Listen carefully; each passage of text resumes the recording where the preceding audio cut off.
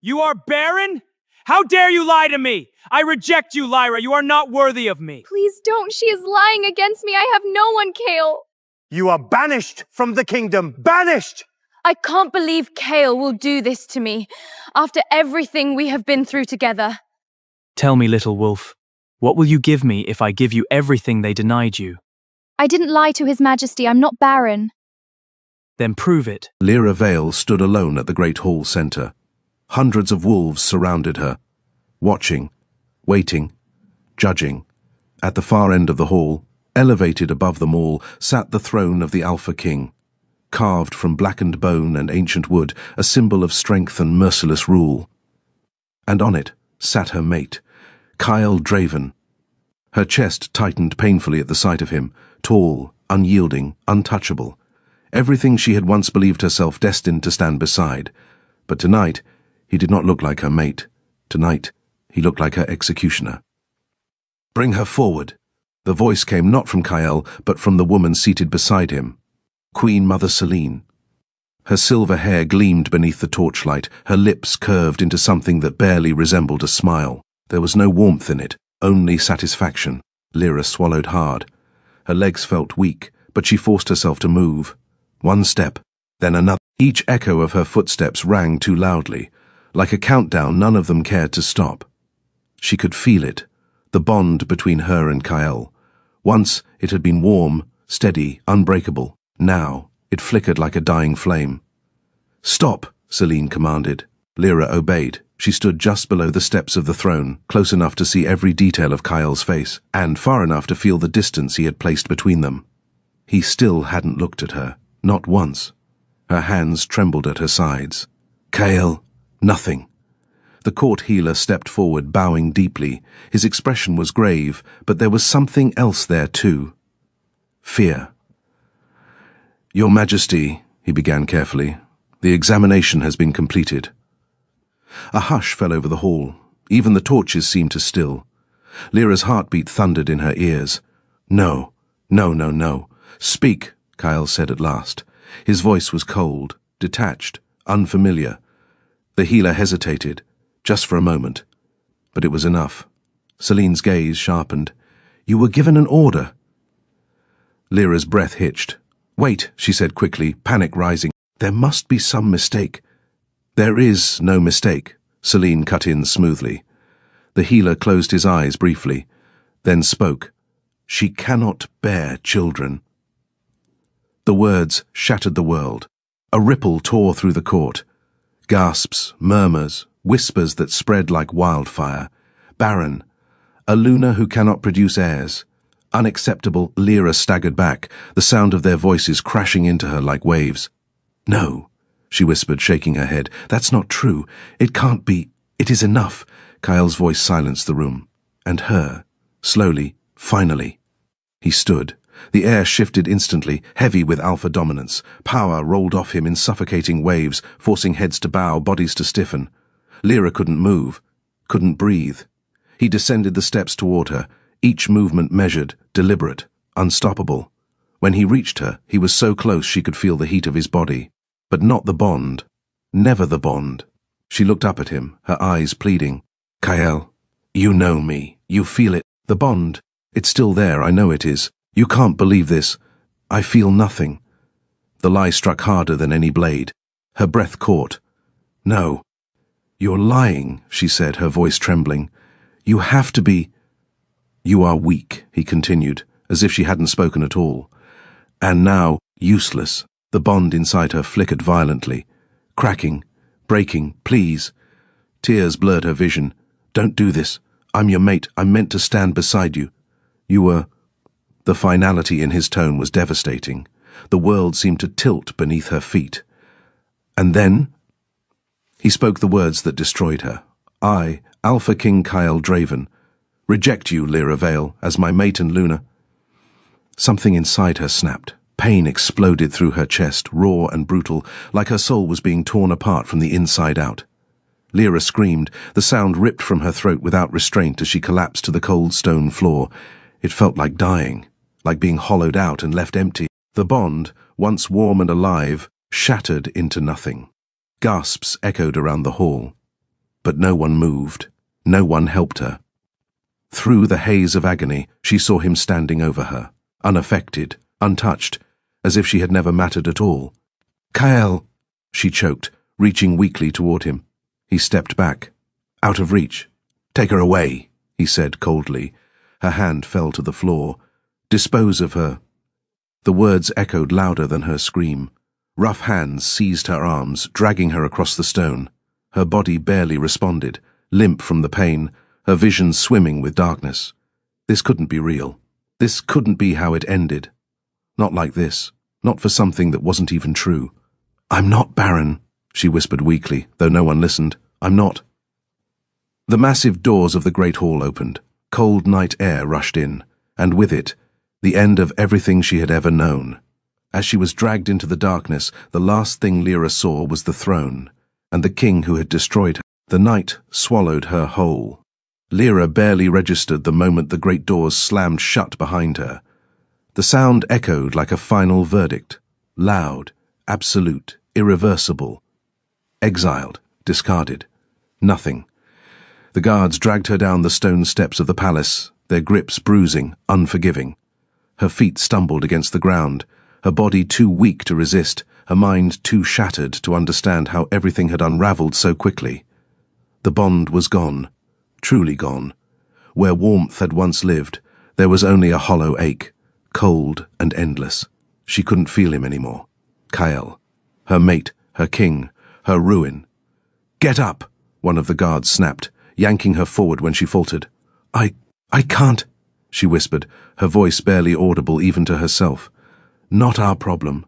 They didn't slow, didn't care. They dragged her beyond the towering walls of the Wolf Kingdom, past the last torchlit paths and into lands where no patrols ventured, where no wolf dared linger. The air changed first, colder, heavier, alive in a way that made her skin prickle. Lyra's hazy gaze lifted weakly. The forest loomed ahead, dark, ancient, and impossibly still. The forbidden forest. Even in her broken state, fear curled deep in her chest. "No," she rasped, shaking her head faintly. "Not there." The guards laughed. Perfect place for something unwanted. They crossed the invisible boundary, and everything changed. The sounds of the world disappeared. No wind, no insects, no distant calls of night creatures. Only silence. A suffocating, watching silence. The trees were enormous, their twisted branches clawing toward the sky like reaching hands. Their bark shimmered faintly under the moonlight, etched with patterns that seemed to shift if she looked too long. Magic. Old magic. Not wolf. Not human. Fae. Lyra's breath came shallow and uneven. "Please," she begged weakly, "don't leave me here." One guard finally released her, letting her collapse hard onto the forest floor. The impact knocked the air from her lungs. "Be grateful," he muttered. "The things in here will make it quick. Or not," the other added with a smirk. A cruel shove sent her rolling onto her side. Pain flared through her body, but it barely registered over the emptiness inside her chest. "I'm not Barren," she whispered again, the words fragile, desperate. "I'm not—" But they were already turning away, already leaving. Their footsteps faded quickly, too quickly, as if even they feared lingering. And then, she was alone, truly alone. The silence pressed in. Lyra curled into herself, her body trembling violently. Tears slipped down her temples into the cold earth beneath her, her fingers clawing weakly at the dirt as if she could anchor herself to something, anything. This wasn't supposed to be her fate. She had done everything right. She had been loyal, faithful, strong, and still rejected. Her chest tightened painfully. "I didn't lie," she whispered to the empty forest. "I didn't—" Her voice broke. The words dissolved into quiet sobs. Time passed. Or maybe it didn't. In the forest, it was impossible to tell. The darkness seemed to deepen, shifting around her, breathing with a rhythm that wasn't her own. Then, the wind stirred. Not gently, not naturally. It curled through the trees like a whisper, brushing against her skin with icy fingers. Lyra stiffened. Something was wrong. Something was watching. A faint crunch of leaves echoed nearby. Her breath caught. Slowly, painfully, she lifted her head. "Hello?" she called weakly. No answer, only silence. Then, a voice, low, smooth, amused, interesting. Lyra froze. It wasn't human, it wasn't wolf, it was something else entirely, something ancient, something dangerous. A figure stepped from the shadows between the trees. At first she thought she was hallucinating. No one could look like that. He was tall, too tall, his presence commanding in a way that made the air feel heavy. His features were impossibly sharp, beautiful, in a way that felt wrong, unnatural. His silver hair shimmered faintly in the dim light, and his eyes glowed, not brightly, but enough, like starlight trapped beneath ice. Faye. Terror gripped her.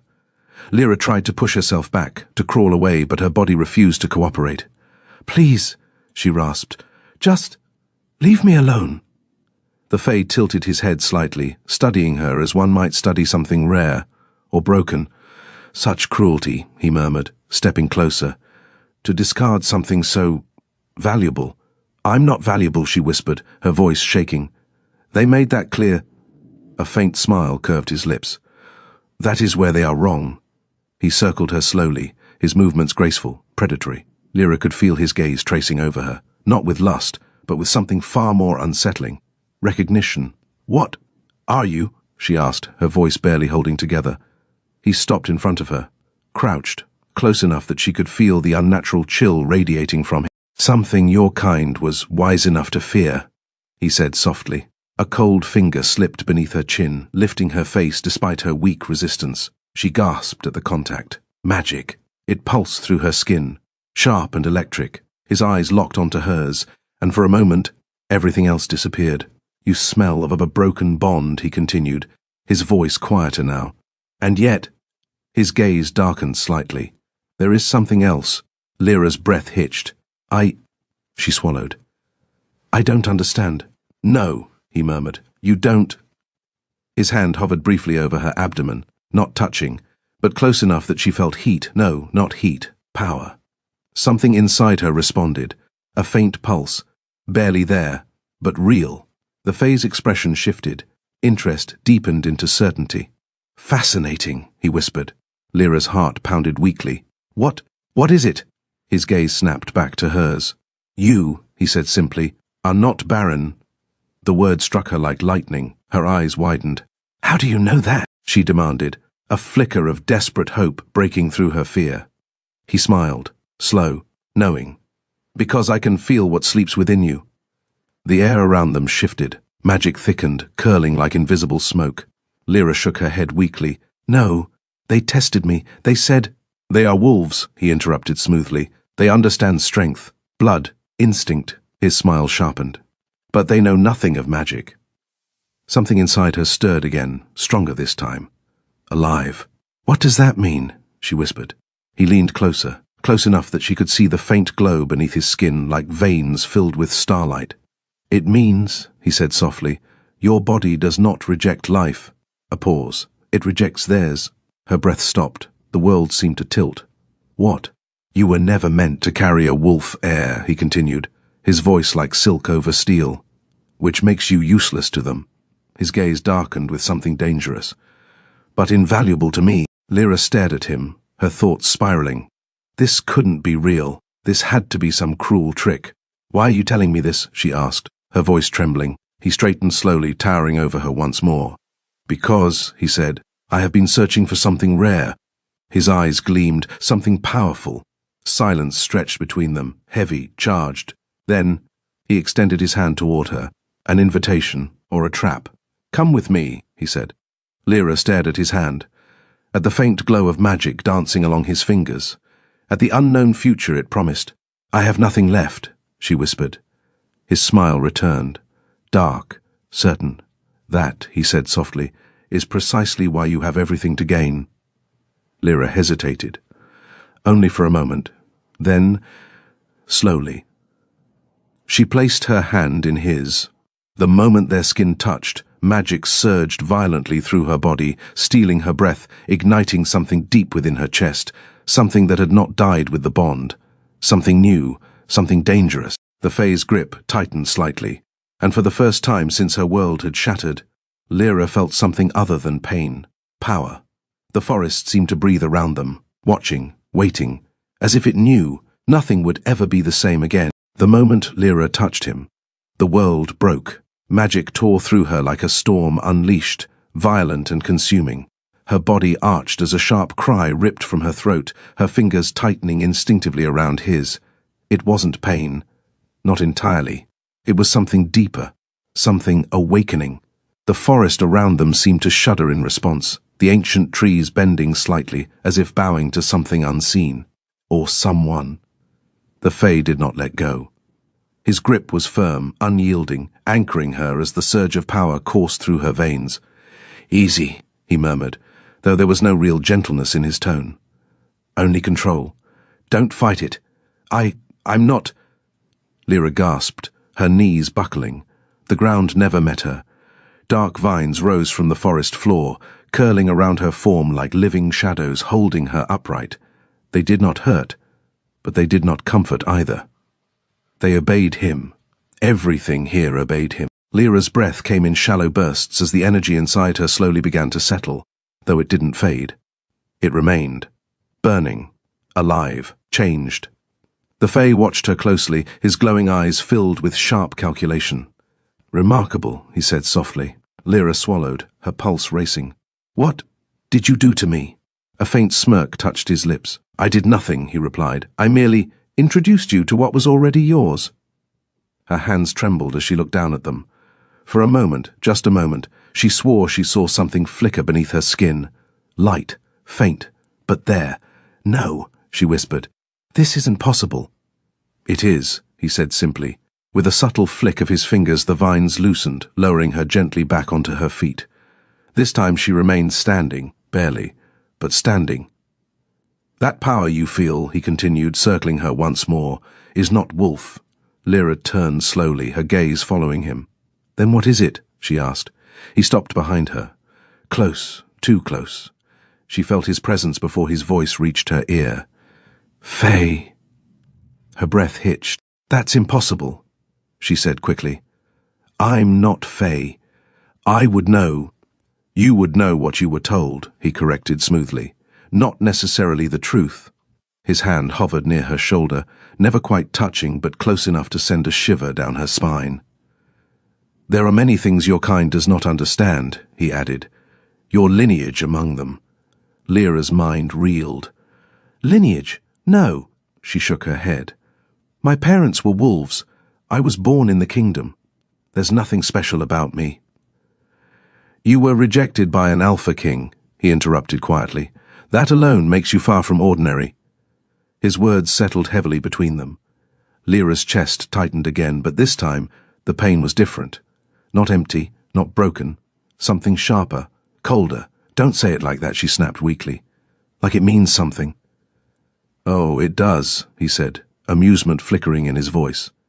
She turned to face him fully now. "Why?" she demanded. "Why do you care what happened to me?" For a moment, he said nothing.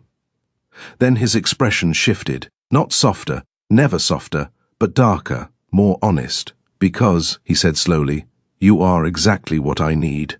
A chill ran down her spine. "And what is that?" she asked. His gaze dropped briefly, just briefly, to her abdomen, then returned to her eyes. "A vessel," the word hit her like a slap. Lyra recoiled.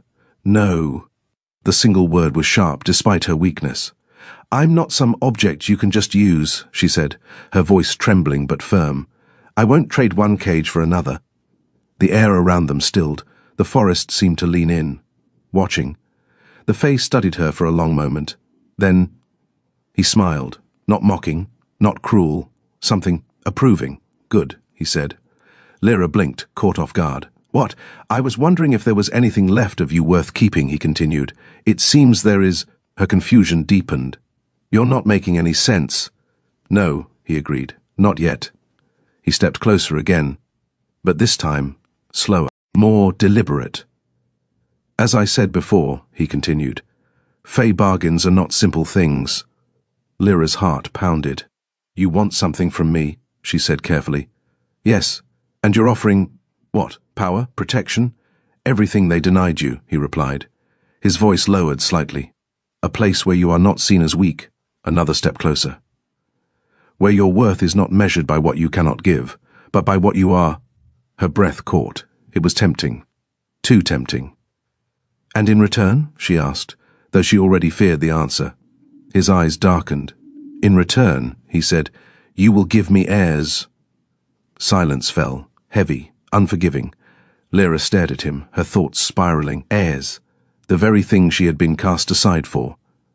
You think I'd agree to that? She asked, her voice barely above a whisper. I think, he said calmly, you already have. Her brows furrowed. What are you talking about? He lifted his hand slightly between them. Magic gathered instantly, swirling like dark mist around his fingers. When you took my hand, he said softly, you accepted the beginning of a bond. Lyra's blood ran cold. No, she breathed. No, you didn't say. I didn't need to. The mist thickened, glowing faintly now, familiar, terrifyingly familiar. Her chest tightened. Not like this, she whispered. The memory of Kyle's rejection flashed violently in her mind, the pain, the tearing, the emptiness. I won't go through that again, she said, shaking her head. I won't let anyone bind me just to break me. For the first time, something in his expression shifted, serious, sharp. I do not break what is mine, he said quietly. The words weren't comforting, they were a promise. And a warning. Lyra swallowed hard. What happens if I refuse, she asked. The forest went still. Too still. The Fae tilted his head slightly. You won't survive the night, he said simply. No threat, just truth. Lyra's breath trembled. She already knew it. She had nothing left, nowhere to go, no one to return to. And yet, if I agree, she whispered, I won't belong to you. A pause. Then, a slow, dangerous smile spread across his lips. Belonging, he said softly, is a matter of perspective. Before she could react. His hand closed around hers again, but this time, it burned. A surge of magic exploded between them, brighter, stronger than before. Symbols, ancient and shifting, flashed briefly around their joined hands before sinking into her skin. Lyra gasped, her body going rigid as the power seared through her. What? What did you do? The bargain is sealed, he said. Her heart stuttered. What? You wanted terms, he continued calmly.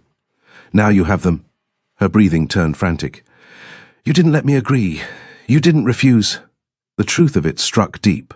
The magic settled slowly, leaving behind something new. A thread, a connection, not like the mate bond, not warm, not gentle, but strong, unbreakable. Lyra looked down at her. A faint mark lingered there, dark and intricate, like thorns wrapped in a circle. Her stomach dropped. This, she whispered, this means I'm bound to you. Yes, and I have to carry my heirs, he finished. Silence. Then, something unexpected happened. The crushing despair that had filled her since the rejection shifted, not gone, but changing, twisting into something sharper, stronger, purpose. Lyra lifted her gaze to meet his. If I do this, she said slowly, then I decide who I become. His eyes gleamed. Of course. No one casts me aside again, she continued, her voice steadier now. No one decides my worth. The faintest flicker of approval crossed his expression. Then we understand each other. A breeze stirred through the forest once more, but this time it felt different, not watching, welcoming. The Fae stepped back, releasing her hand at last. Come, he said. Lyra hesitated only for a second, then followed. As they walked deeper into the forest, the shadows seemed to part for them, revealing a path that hadn't existed before. Unknown, dangerous, irreversible. Behind her, the world she had known was already gone. Ahead, something far more powerful awaited, and far more terrifying. Because this time, Lyra was not walking toward her fate. She was stepping into it willing. The forest did not open. It devoured. Lyra realized it the moment she crossed deeper beyond the place she had first met him. The path beneath her feet, if it could even be called a path, shifted with every step, roots curling and uncurling like living things beneath the soil. She glanced behind her once. The way back was gone, not hidden, gone. A flicker of unease curled in her chest, but she forced herself forward. There was no turning back. Not anymore. Ahead of her, the Fae walked as if the forest itself bent to his will. Where are you taking me? she asked, her voice steadier than she felt. He didn't slow. Home. The single word echoed strangely as though the forest itself whispered it back. Home. Lyra almost laughed. She had just been cast out of hers. I don't belong anywhere, she muttered. The Fae stopped abruptly. Lyra nearly walked into him. He turned, his glowing eyes locking onto hers. You belong exactly where power places you, he said, and power has chosen you. Before she could respond, the world shifted, not gradually, not gently. One moment, they stood among ancient trees. The next, reality fractured. The forest twisted inward, folding like fabric pulled too tight. Light and shadow warped together, colors bleeding into one another until Lyra couldn't tell where one ended and the next began. Her breath caught. What is this? Do not resist, he said calmly. Too late. The ground vanished beneath her feet. Lyra gasped as she fell, but instead of hitting earth, she felt herself suspended in something weightless. The air turned thick, almost liquid, pressing against her skin as if trying to seep into her very bones. Magic, raw, unfiltered, it surged around her, through her, into her, and something inside her answered, not weakly, not faintly, but with force. A pulse of light burst from her chest, sharp and bright, cutting through the swirling darkness. The Fae's gaze snapped to her instantly. For the first time. He looked surprised. The power didn't fade. It grew. Lyra clutched her chest, her eyes wide as the energy spiraled outward, forming faint glowing threads that danced through the shifting void around them. I can't control it, she cried. Don't, he said, his voice lower now, more focused. Let it reveal itself. The threads tightened, twisted. Then, they snapped back into her body all at once. Lyra screamed as the force slammed into her, dropping her hard onto solid ground. This time, she felt it. Stone, cold, real. The world reformed around her in a rush. Lyra lay there for a moment, her breath ragged, her body trembling from the overwhelming surge. Then, slowly, she lifted her head and froze. This was not a forest. Not anymore. Before her stretched a realm that defied everything she understood. The sky above was not sky at all. It shimmered in deep shades of violet and black, streaked with silver light that moved like slow-burning fire. Massive trees towered in the distance, their leaves glowing faintly like stars trapped in branches. And at the center of it all, a palace. No, a fortress. It rose from the ground like it had been grown rather than built.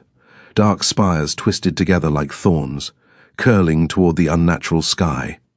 Veins of silver light pulsed faintly through its structure, as if the entire thing were alive. Watching, waiting. Lyra pushed herself up slowly, her heart racing. Where are we? She whispered. The Fae realm, he replied. She turned to him, her expression filled with disbelief. This is impossible. And yet, he said smoothly, here you stand. A distant sound echoed across the air. Whispers. Not from one voice, from many.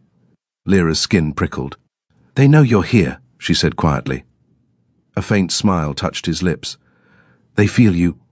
That didn't comfort her, at all. Why? She asked. What am I to them? He didn't answer immediately. Instead, he began walking toward the palace. Come, he said. Lyra hesitated.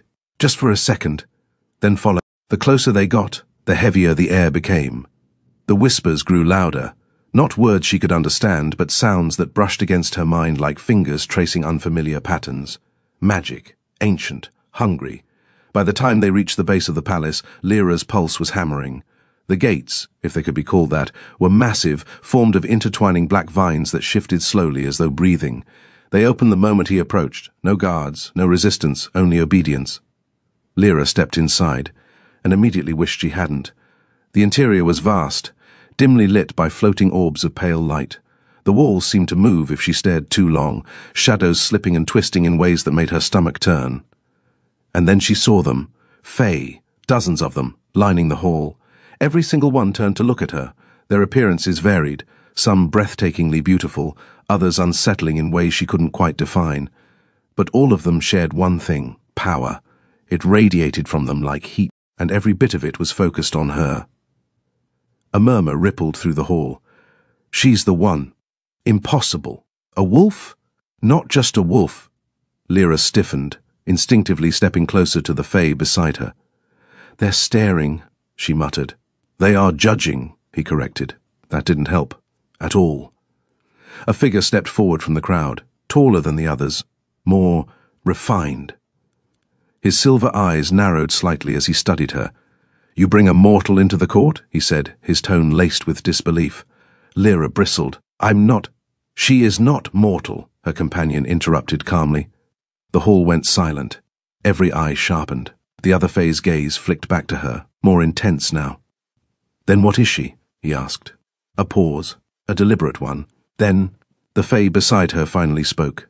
"My queen." The words dropped like a stone into still water. Shock rippled outward instantly. Lyra's heart stopped. "What?" she breathed, turning to him. But he wasn't looking at her. He was watching their reactions. The murmurs turned into chaos. "A queen? He's claiming her. That's madness." "No, look at her aura." Lyra's head spun. "This isn't funny," she whispered sharply. "What are you doing?" Slowly, he turned to face her, and for the first time since she had met him, there was no amusement in his expression, only something dark, ancient, absolute.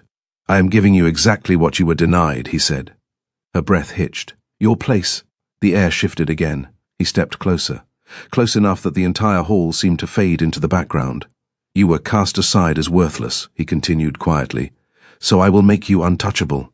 Her pulse pounded in her ears. "You said you wanted to choose who you become." His hand lifted.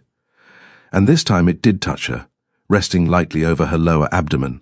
Magic flared instantly, stronger than before, deeper, possessive. "Then become something they will never be able to destroy." Lyra's breath caught sharply. "What are you turning me into?" she whispered. His eyes gleamed. Something even I did not expect to find. The mark on her hand burned. The power inside her surged again. But this time it didn't feel wild.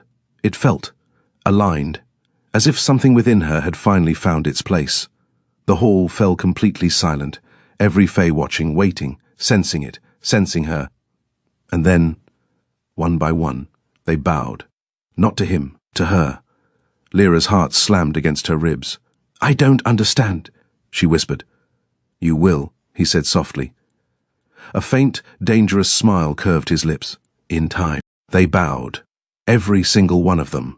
Fae, ancient, powerful, terrifying beings, lowered their heads to her. Lyra stood frozen at the center of the hall, her breath shallow, her pulse pounding so loudly it drowned out everything else. This wasn't real. It couldn't be. "I didn't ask for this," she whispered. But no one rose. No one challenged it. The weight of their submission pressed against her like an invisible force, heavy and suffocating. Beside her, the Fae Prince watched in silence, not proud, not surprised, certain.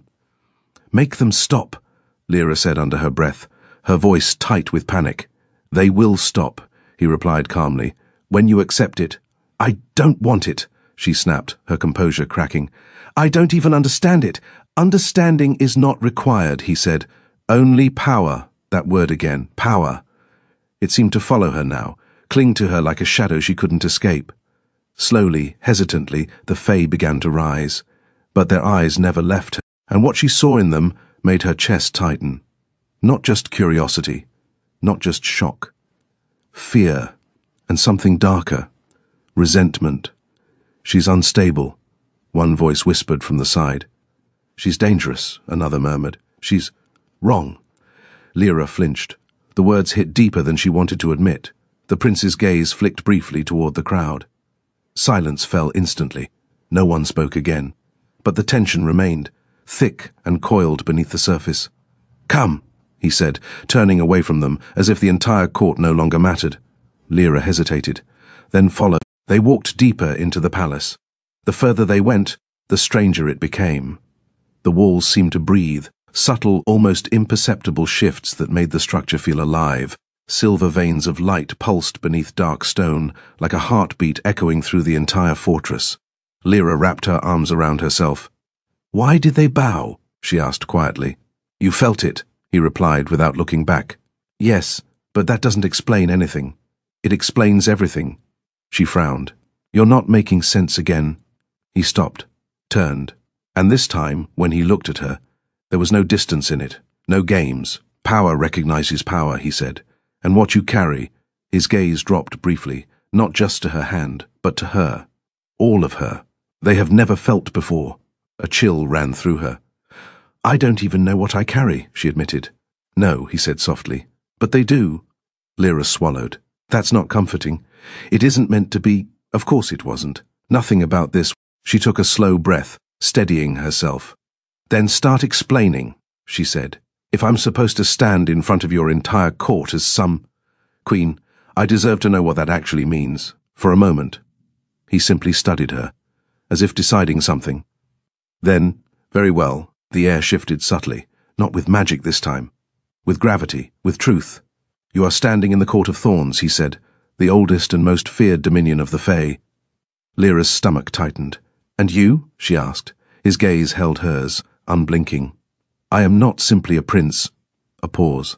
Then, I am its ruler. The words hit harder than anything else so far. Lyra stared at him. You're... the king? Among your kind, that would be the closest equivalent. Her mind reeled. She had made a bargain with a king, a Fae king, a very dangerous Fae king. You didn't think that was important to mention, she demanded. His lips curved faintly. You did not ask. That's not how that works. It is here. Lyra let out a sharp breath, running a hand through her hair. This is insane, she muttered. I was just... She stopped, her voice caught. Just what? A rejected mate? A discarded Luna? A mistake? The words wouldn't come anymore, because they didn't fit. Not here, not now. You were small, he said quietly. Her head snapped up. I was not... You were made to feel small, he corrected smoothly. There is a difference. Silence stretched between them. Heavy, uncomfortable. Because part of her knew. He wasn't wrong. I don't want power just because someone else took everything from me, she said after a moment. Then take it because it is yours, he replied. Simple. Unyielding. Lyra exhaled slowly. This doesn't feel like something that belongs to me, she admitted. It will... His confidence unsettled her more than anything else. Before she could respond, a sharp pain lanced through her abdomen. Lyra gasped, doubling over instinctively. What? The sensation wasn't like before.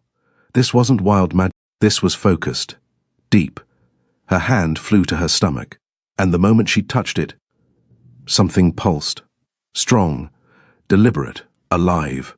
Her breath caught. No, she whispered. It was too soon. It didn't make sense. It shouldn't be possible.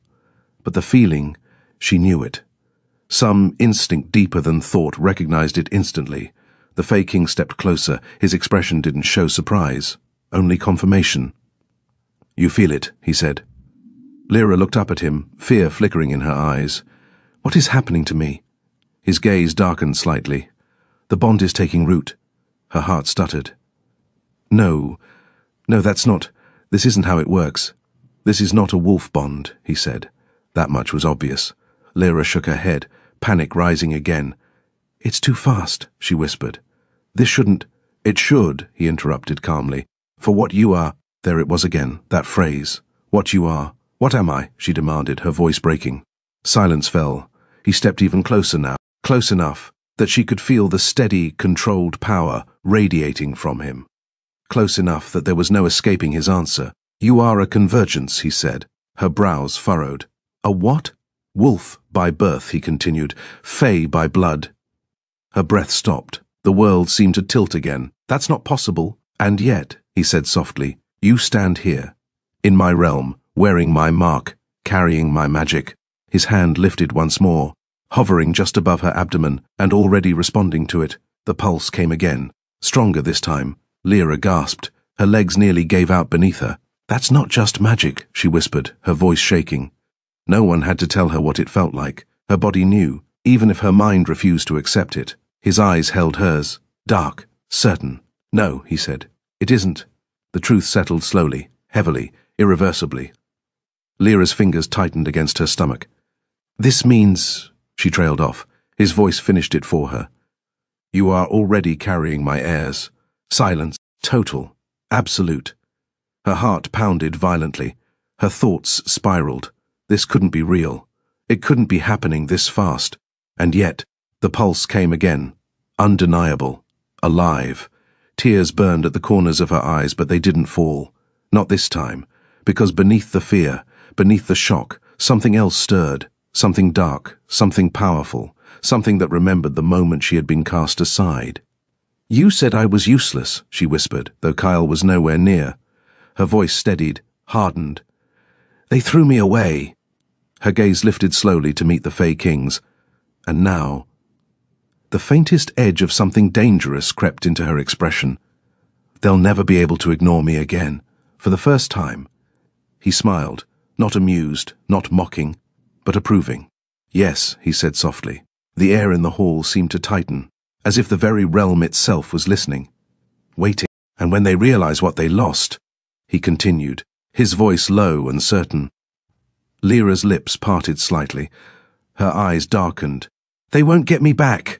The words echoed like a vow, and somewhere, far beyond the Fey realm, a bond long broken stirred faintly, as if someone, had just begun to regret everything. Far from the Court of Thorns, beyond the veil of magic, across the borders of fear and pride, the Wolf Kingdom began to unravel. The great hall was not as it had been. It still stood tall, still commanded silence, still carried the scent of iron and cedar. But something was wrong. The air felt thin, unsteady, as if something vital had been ripped from its core, and every wolf in the kingdom felt it. Alpha King Kyle Draven sat on his throne, rigid, silent, unmoving. The court had gathered again, but this time there was no spectacle, no whispers of anticipation, only unease. Kyle's jaw tightened.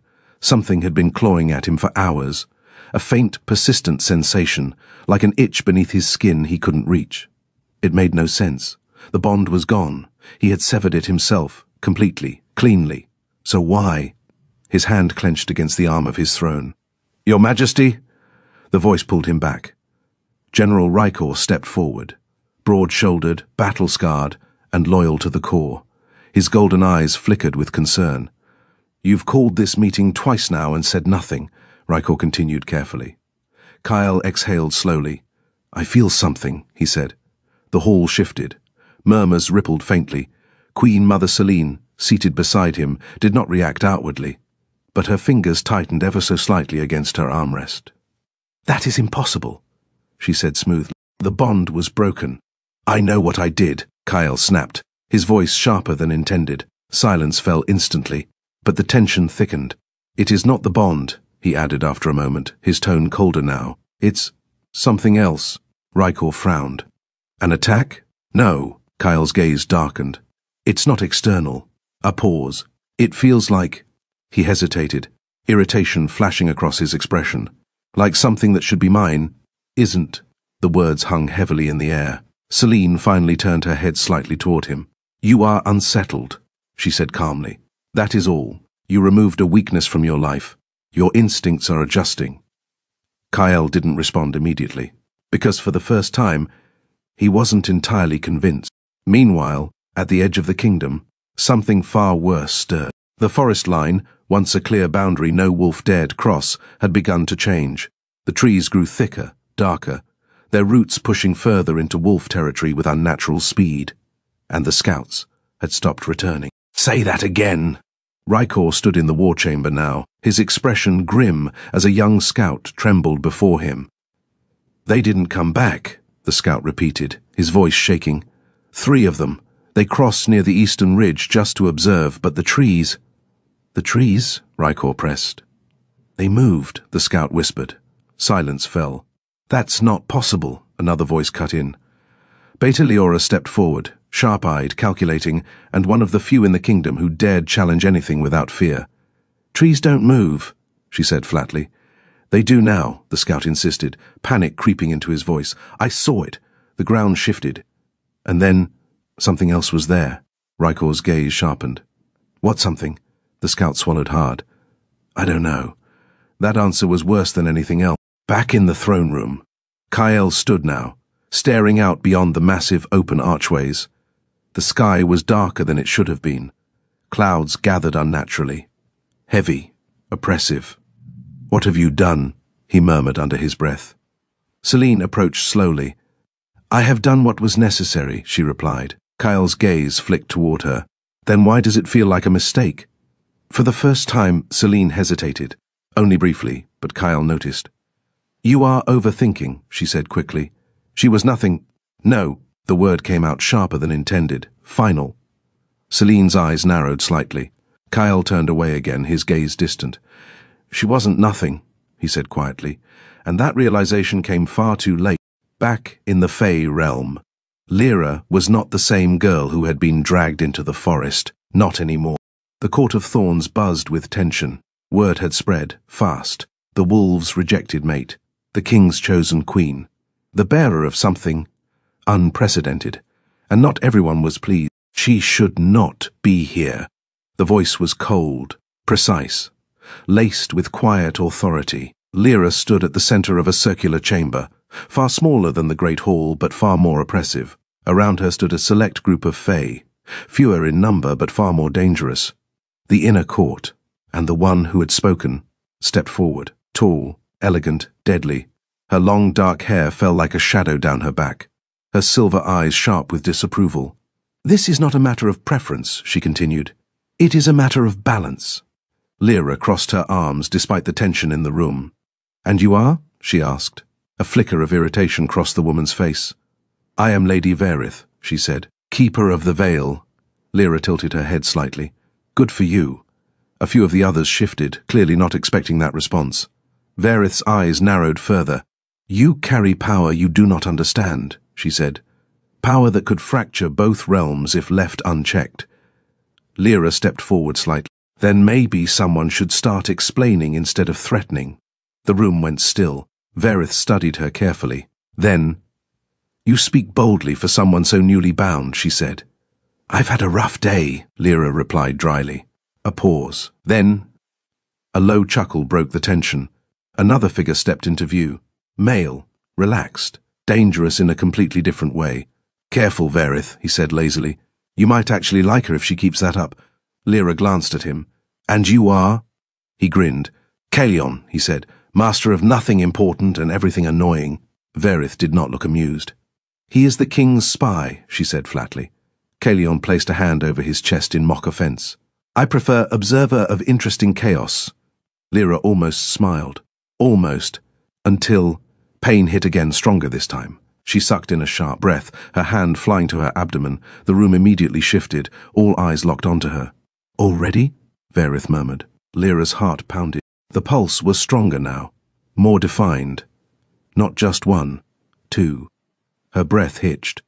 No, she whispered. Caelion's playful expression vanished. Well, he said quietly, that's new. Lyra looked up, panic flickering in her eyes. What's happening? Before anyone could answer, he took in the scene in a single glance. Lyra, the inner court, the tension. Then his gaze locked onto her. What did you feel? He asked. Lyra swallowed hard. Two, she whispered. The room went completely still.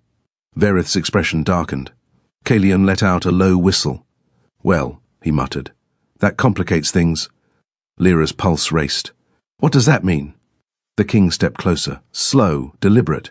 It means, he said quietly, you are not carrying just heirs. A pause.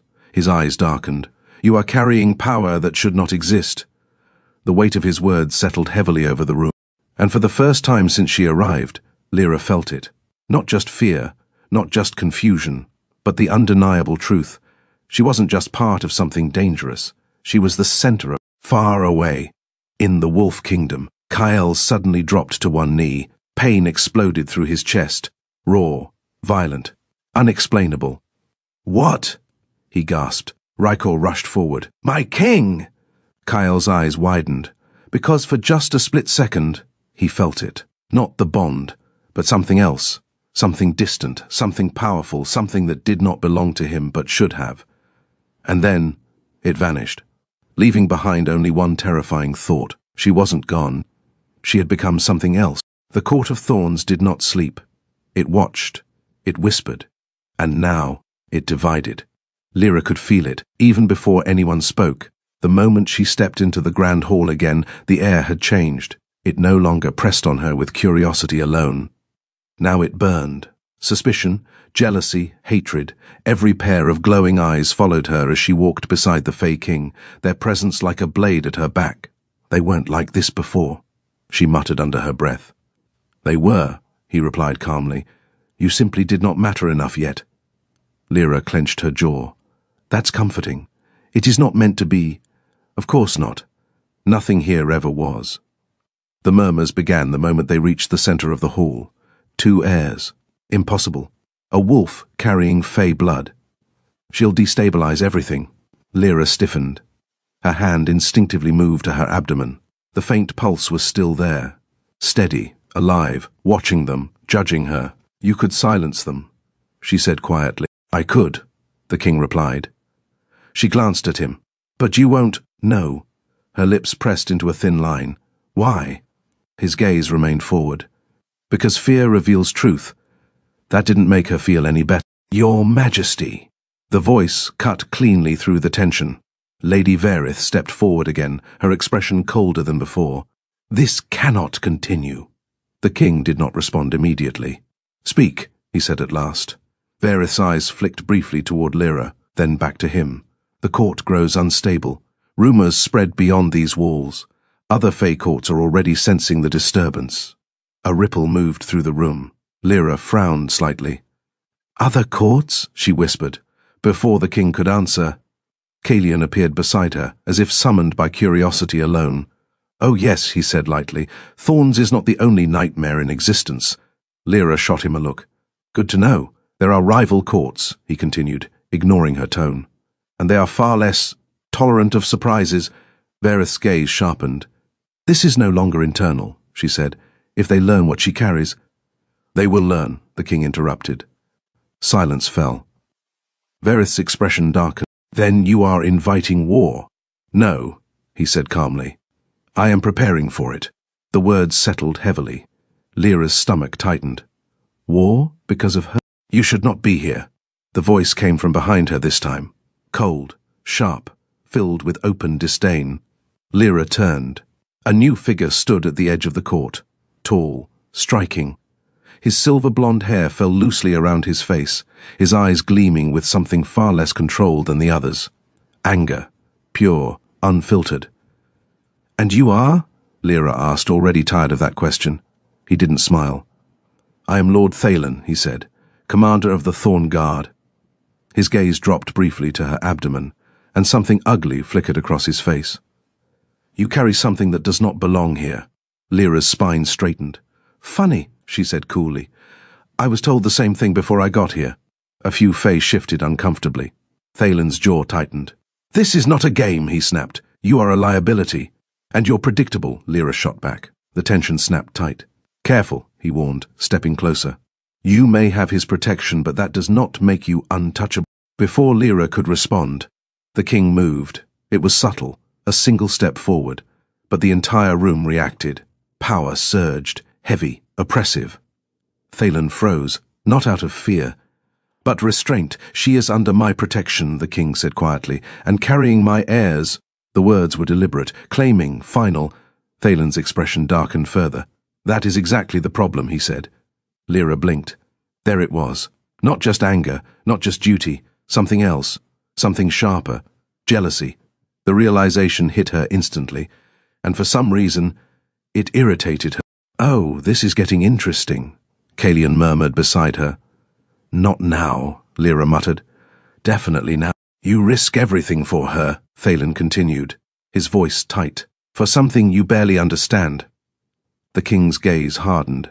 I understand enough. No, Thalen said, you don't. A dangerous silence followed.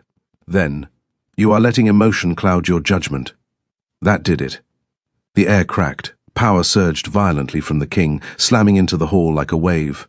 The torches flickered wildly. Several Fae stepped back instinctively. I do not make decisions based on emotion, he said, his voice low and lethal. Thalen didn't move, but his next words were quieter, sharper.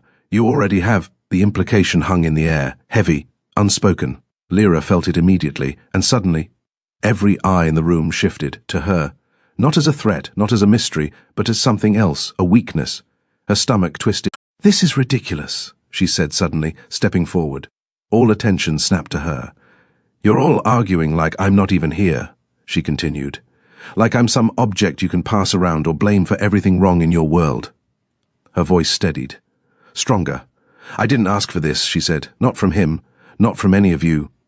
A pause. Then, but I'm not leaving. The words surprised even her.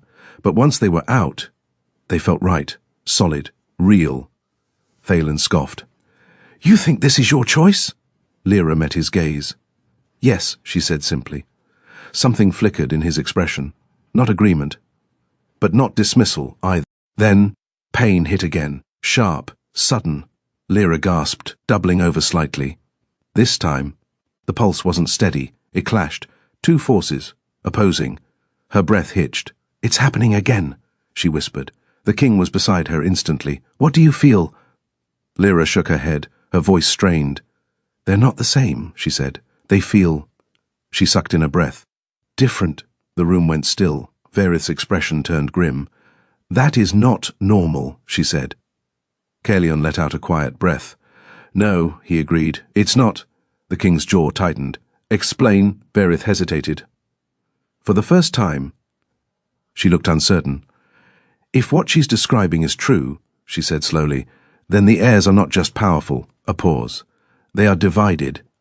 Lyra's heart pounded. What does that mean? Varith's gaze locked onto hers. It means, she said quietly, they may not exist in harmony. Silence crashed over the hall.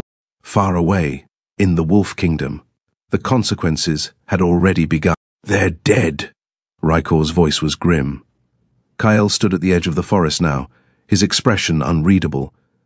The scouts, Rykor continued. We found what was left. Kyle didn't look at him. What did you see? He asked. Rykor hesitated. Then, nothing natural. That was enough. Kyle's gaze darkened. The forest loomed before him, alive, watching, waiting. And for the first time, he felt it clearly. Not the bond, but something deeper, a pull, faint, but undeniable. She's in there, he said. Rykor stiffened. That's impossible. No, Kyle interrupted. His voice was certain now, cold, focused. She's not dead. A pause. Then, she's changed. The wind shifted through the trees, carrying something unfamiliar, something dangerous. Kyle's eyes narrowed. Prepare the warriors, he said. Rykor's expression hardened. For what? Kyle stepped forward, toward the forbidden forest. For war, back in the Fey realm. Lyra stood surrounded by beings who feared her, resented her, and some already hated her, and deep within her, the two pulses clashed again, light and dark, power and power, not blending, not yielding, growing. And somewhere in the shadows of the court, unseen, unnoticed, a pair of eyes watched her, ancient, calculating, hungry. And so it begins, a soft voice whispered. The Court of Thorns had never felt so suffocating, not because of the Fae, not because of the whispers, but because of what stirred inside her. Lyra stood alone on a high balcony carved from black stone, the strange violet sky stretching endlessly above her. The air here was cooler, quieter, far from the judging eyes of the court, yet her thoughts were louder than ever. 2 heartbeats, not hers, never hers. Her fingers rested lightly against her abdomen, her breath uneven as she focused. There, again, a pulse, then another, different, clashing. I don't understand you, she whispered softly. The wind stirred, brushing against her skin like a quiet answer that never came. You're not supposed to... Lyra didn't turn immediately. She had already begun to recognize his presence. Felt it. The air shifted when he was near, denser, charged, as if the world itself acknowledged him. You have a habit of appearing when I'm trying to think, she said. And you have a habit of thinking in circles, he replied. She exhaled softly, finally turning to face him.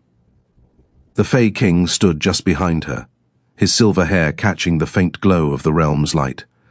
There was something unreadable in his expression tonight, less distant than before, but not entirely open either. You said they're divided, Lyra said quietly, that something about them isn't right. They're not meant to be simple, he said. That's not reassuring. It is not meant to be... A faint, tired smile tugged at her lips despite everything. You really don't know how to comfort someone, do you? I do not see the purpose in false comfort. Lyra studied him for a moment. You don't do anything halfway, do you? she murmured. His gaze met hers. No. The answer was simple, but there was something beneath it, something deeper. The silence stretched between them, not uncomfortable this time, but heavy, charged with things neither of them had said. Lyra looked away first. I should hate you, she admitted quietly. He didn't react. You bound me without asking, she continued. You turned my entire life upside down in a matter of moments. Still nothing. But he hadn't looked away. And yet, she hesitated, her fingers curled slightly against the stone railing. I don't feel the same emptiness I did before. That seemed to catch his attention. You feel something else, he said. It wasn't a question. Lyra swallowed. Yes, the word was barely a whisper. Stronger? She nodded slowly. Clearer, she corrected. A pause. Then, alive. The word lingered in the air between them. For a moment, neither of them moved. Then the king stepped closer. Not abruptly, not forcefully, just enough that the space between them began to disappear. You were never meant to be empty, he said quietly. Lyra's breath caught. There was something different in his voice now, less distant, more present. And yet I was, she said softly, until you decided otherwise. His gaze darkened slightly. I revealed what was already there, without giving me a choice. You had a choice, he said. Lyra frowned. I didn't. You could have let yourself die in that forest, he interrupted. The truth of it hit harder than she expected. She hadn't wanted to admit that, even to herself. I didn't want to die, she said after a moment. No, he said quietly, you didn't. Another step closer. Now there was barely any space left between them. Lyra could feel the faint hum of magic around him, stronger up close, almost intoxicating. You chose to live, he continued. Her heart began to beat faster. And now you must choose what that life becomes. His hand lifted slowly. This time, he didn't hesitate. His fingers brushed lightly against her wrist. The contact was subtle, but the effect, immediate. Magic surged, not violently like before, but smoothly, like a current finding its path. It flowed from him into her, intertwining with the power already growing inside her. Lyra inhaled sharply. That feeling, she whispered. It is ours, he said. Ours. The word sent something unfamiliar through her chest. Not the sharp ache of a broken bond, not the hollow emptiness that followed. Something warmer, stronger, different. Her gaze lifted to his. You said you don't break what belongs to you, she said softly. I do not. And what am I to you, she asked. The question hung between them. Dangerous, honest, for once. He didn't answer immediately.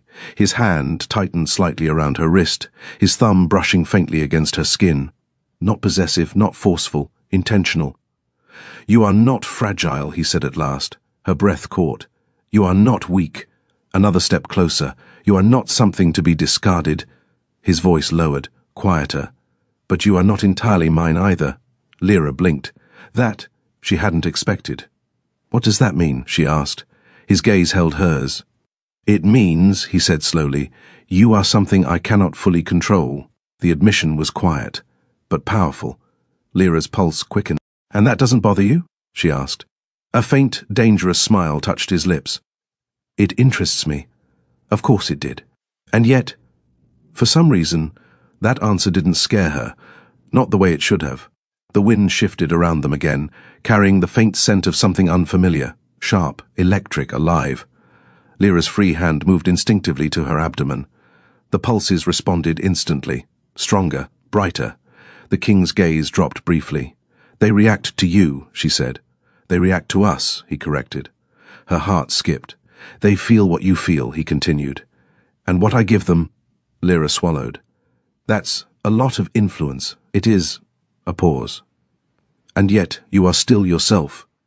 She looked back at him. You're not trying to take that away? No. The answer was immediate, certain. Lyra searched his expression, for deception, for control, for anything that felt like a cage, but there was none, only intention, only purpose, and something else.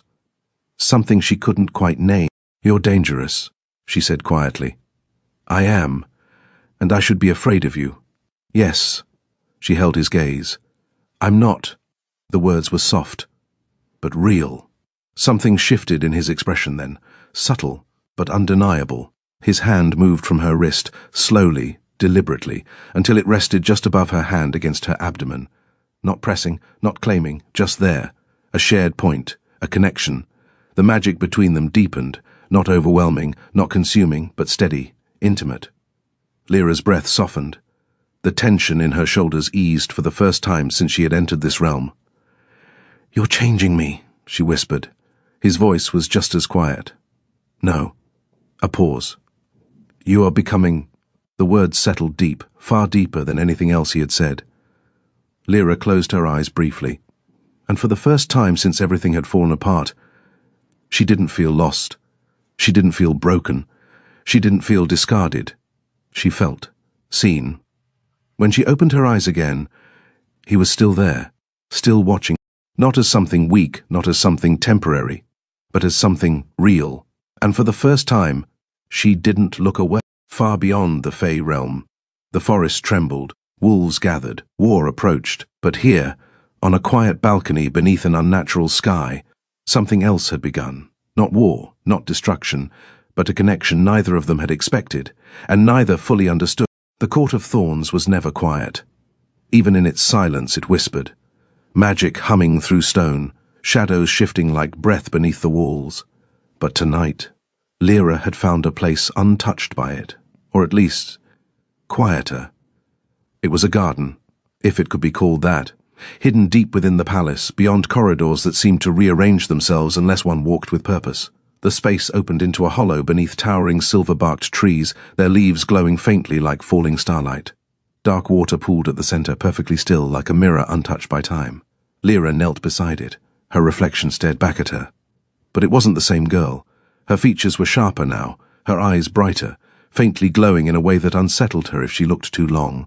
There was something beneath her skin, something alive, something that didn't belong to the girl who had once stood trembling in a wolf court. "You're changing," she whispered to her reflection. The reflection didn't answer, but the water rippled, even though nothing had touched it. Lyra stilled. "You found it." She didn't turn. Not immediately. She didn't need to. "I was hoping you wouldn't," she said softly. Footsteps approached behind her, unhurried, certain. "You chose a place that does not like to remain hidden," he replied. Lyra exhaled faintly. "Story of my life." A pause.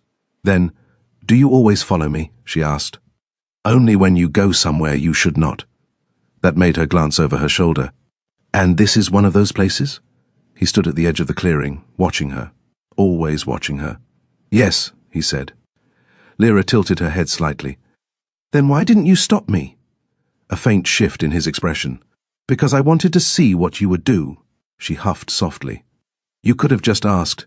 That would have defeated the purpose. Of course it would have." Lyra turned back to the water. For a moment, neither of them spoke.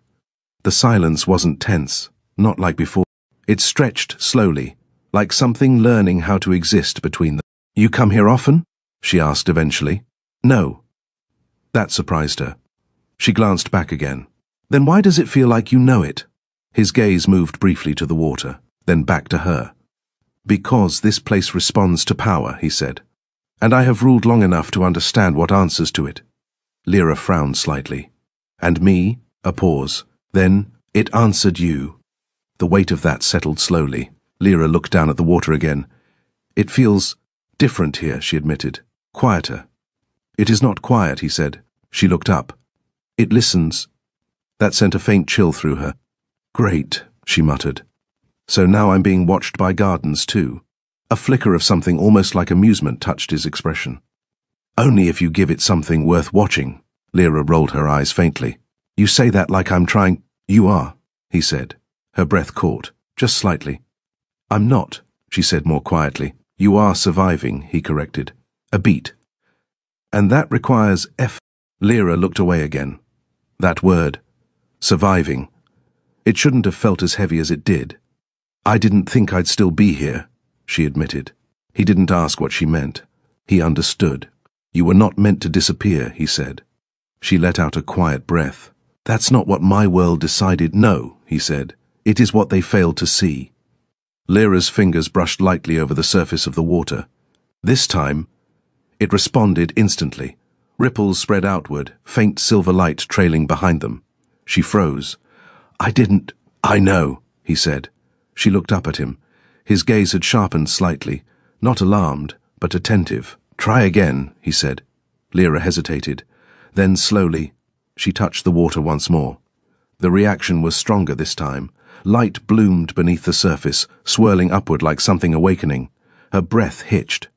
It's reacting to me. Yes. His voice was quieter now, closer. Lyra hadn't even noticed him move, but he was no longer at the edge of the clearing. He stood just behind her. The space between them, gone. It feels... She struggled for the word. Alive? She nodded. And it feels you... Lyra swallowed. That's new. It is... A pause. And yet you are not afraid. She stilled. I should be, she said softly. But you are not.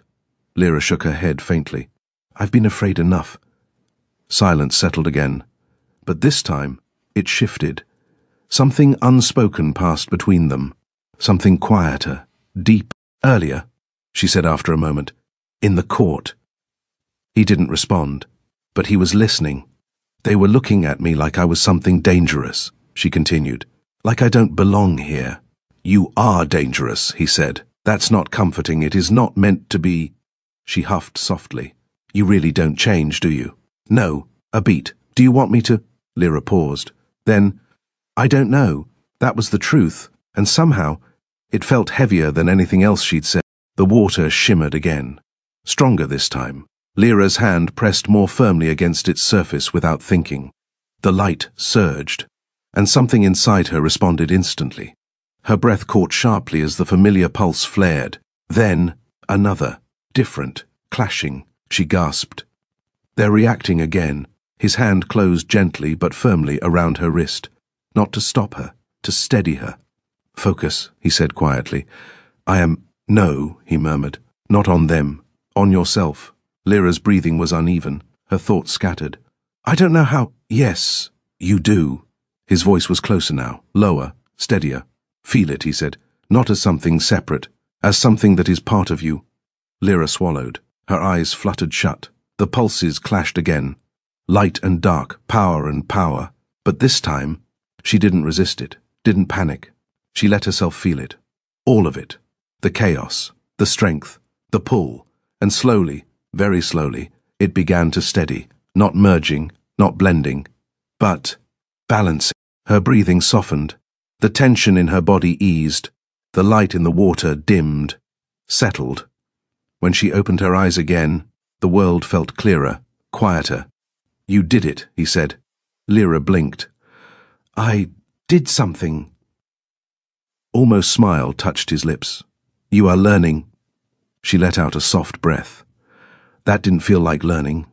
It rarely does. Lyra glanced at him. You're very calm about all of this. I am not calm, he said. That caught her off guard. You're not? No. A pause. Then, I am watching. Her pulse skipped slightly. For what? She asked. His gaze held hers. For what you will become. The words weren't cold. They weren't distant. They were intent, focused. And something about that made her chest tighten in a way she didn't fully understand. They stood there for a long moment. Too close, too aware. The air between them felt different now. Not tense, not sharp, but something slower, building, unspoken. Lyra should have stepped back. She knew that. But she didn't. Why me? She asked softly. The question slipped out before she could stop it.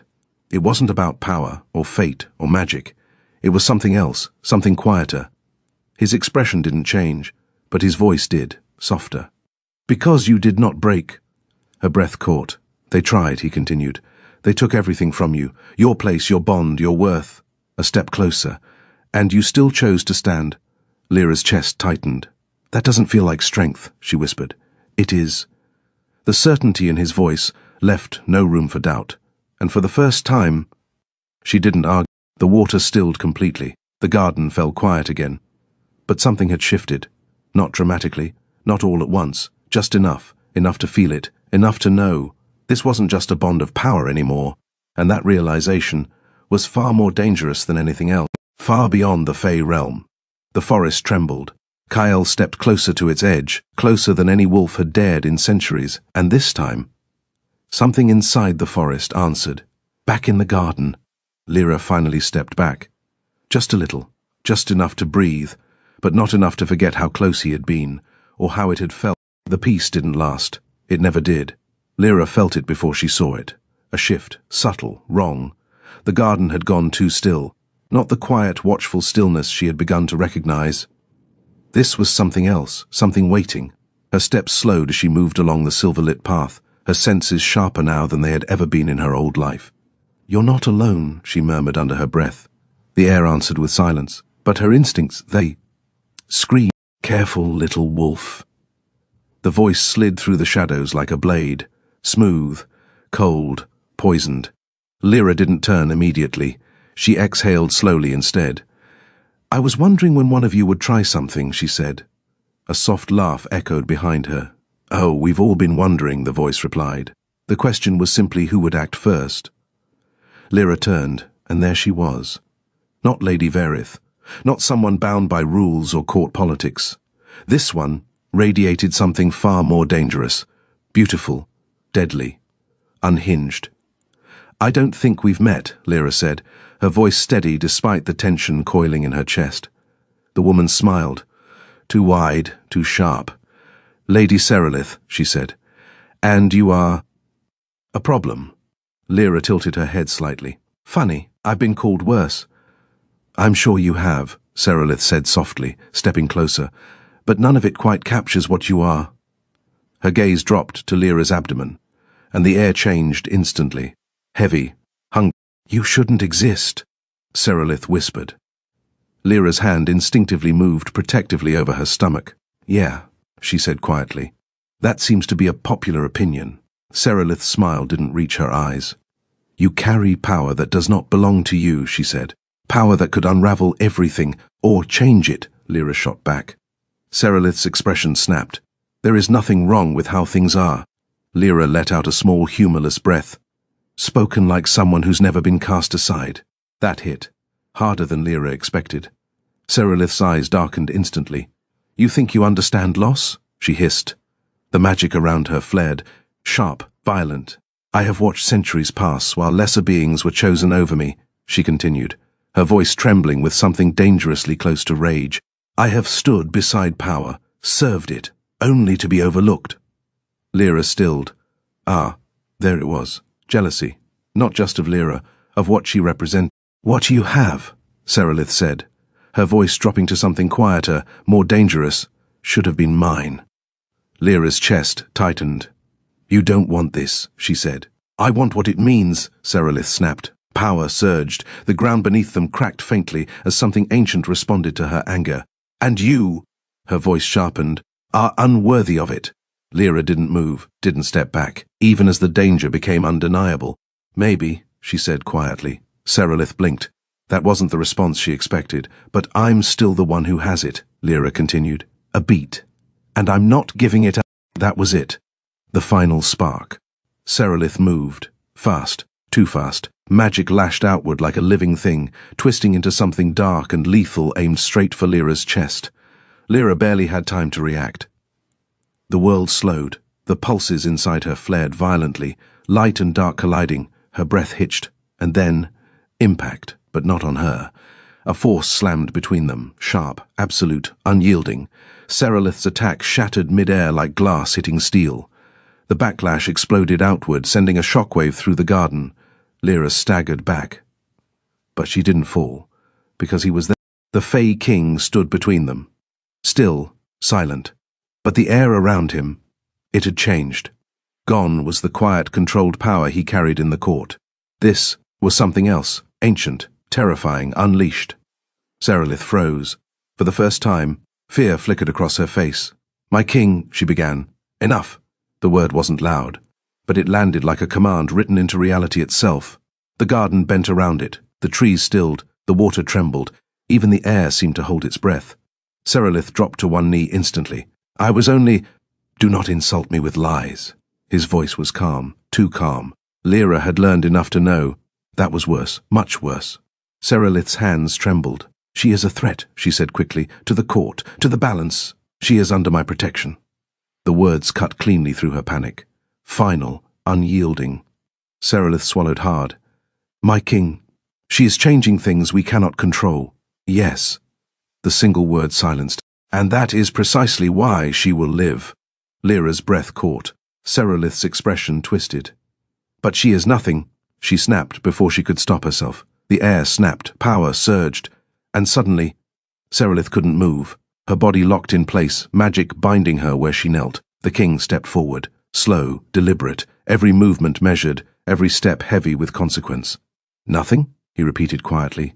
Serelith's eyes widened. I didn't mean, you acted without permission. Another step. You raised your power against what is mine. Another. You attempted to kill what carries my heirs. The last word lingered. Dark, dangerous, final. Serelith's breathing became uneven. My king, touch her. His voice dropped. Low, lethal, and you die. Silence crashed down. Absolute, unforgiving. Lyra felt it in her bones. That wasn't a threat. It was a law. Serelith felt it too. Her fear was no longer hidden. It consumed her. I was protecting the court, she whispered desperately.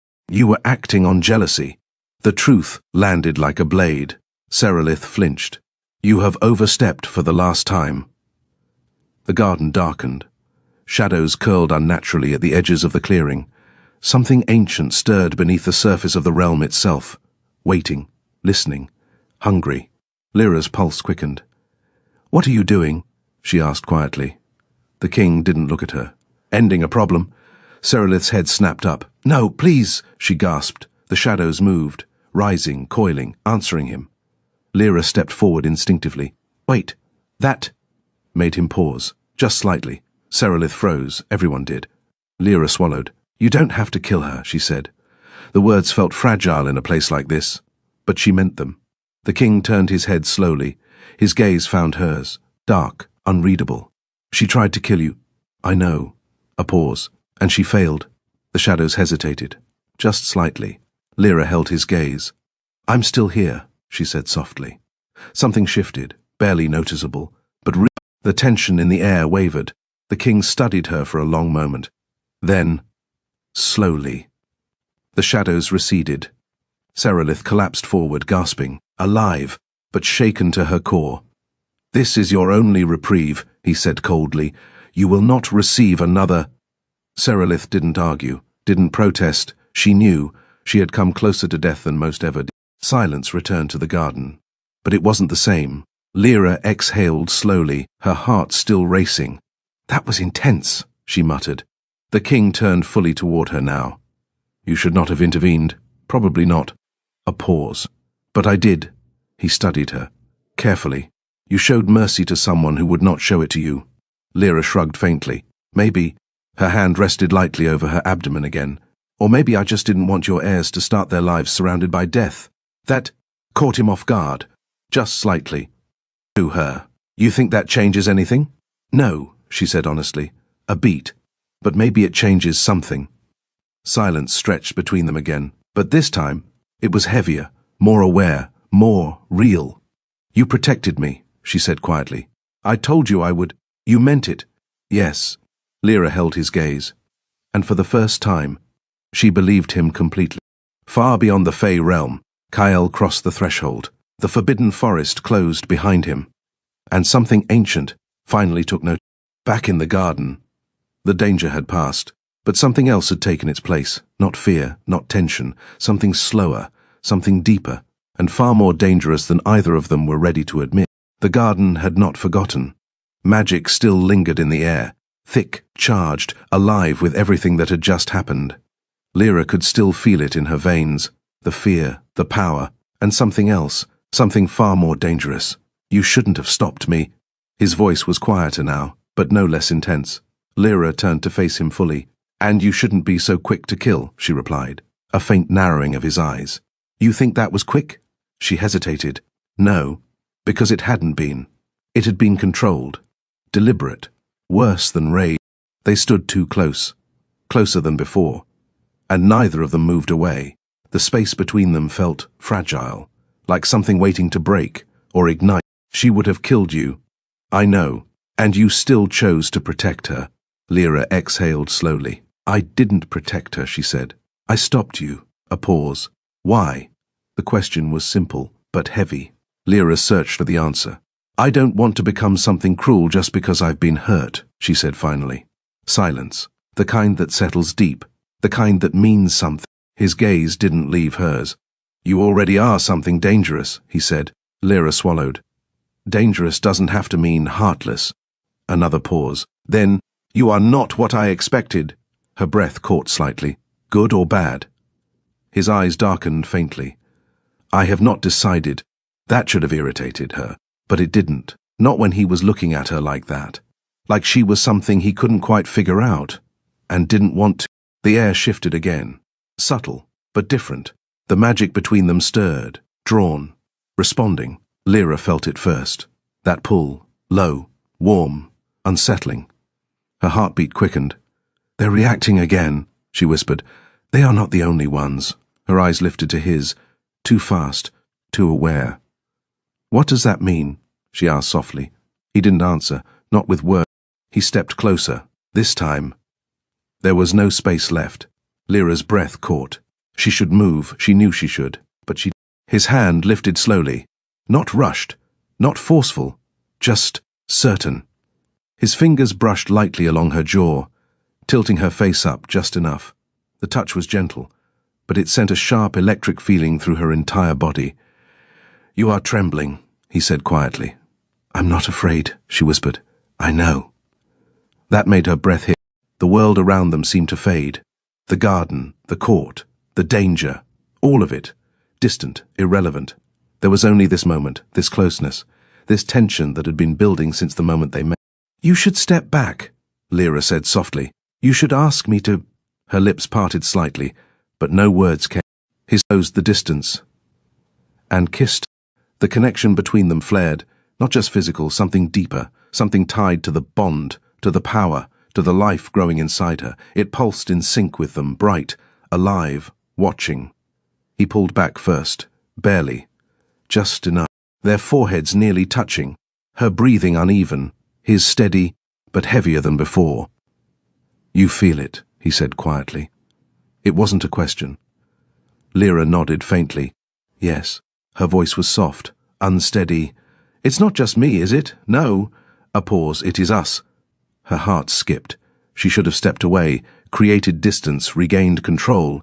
Instead, her hand lifted to his chest, resting there, feeling the steady strength beneath her palm. You said you don't act on emotion, she whispered. I do not. Her lips curved faintly. Then what was that? For the first time. He didn't answer immediately. His gaze held hers. Intense, focused, unreadable. Then, that was a choice. Her breath caught again. This time, she kissed him. Not because of the bond, not because of the magic, but because she wanted to. It was slower, softer, but no less intense. And when he responded, it wasn't restrained anymore. The world disappeared completely this time. No court, no war, no past, just heat and breath. And the dangerous realization that this, whatever this was no longer something either of them could ignore. When they finally broke apart, Lyra leaned back slightly, her chest rising and falling. That was a mistake, she said softly, but there was no conviction in it. No, he said. Her eyes met his. Then what was it? A pause. Then the beginning of something neither of us can control. Far beyond the garden, something dark stirred, watching, waiting. And in the forest, Kyle was no longer alone. Back in the garden, Lyra didn't step away, and neither did he. The kiss should not have happened. That was the first thought Lyra had when she woke. The second was that she couldn't forget it. She stood once more on the same balcony from nights before, the cold air brushing against her heated skin, as if trying and failing to ground her. Everything felt different, too sharp, too alive. Her fingers pressed lightly against her lips. She could still feel him. That terrified her more than anything else. You are avoiding me, his voice came from behind her, low, calm, unavoidable. Lyra closed her eyes briefly. Am I? She asked. Yes. She turned slowly, and there he was, as composed as ever, as if nothing had changed, as if he hadn't just unraveled something inside her the night before. That's convenient, she said, because I'm trying to figure out if I regret it. A flicker passed through his expression. Gone too quickly to name. You do not. Her jaw tightened slightly. You don't get to decide that. No, he said. A pause. But I can observe. Lyra crossed her arms. And what do you observe? He stepped closer. Not touching her. Not yet. That you are not afraid of what happened. Her pulse quickened. That doesn't mean it was a good idea. No, he agreed, another step. But it means it was real. That word again. Real. It settled somewhere deep. Too deep. Lyra looked away first this time, because if she didn't, she might close that distance again, and she wasn't ready for what that would mean. I don't even know your name. The words slipped out before she could stop them. Silence followed. Heavy. Different. When she looked back, something had changed, subtly, but unmistakably. You have never asked. Lyra frowned. I didn't think you'd answer. I would not have. That didn't surprise her. But now, she pressed. A long pause, the kind that felt like standing at the edge of something buried, something dangerous.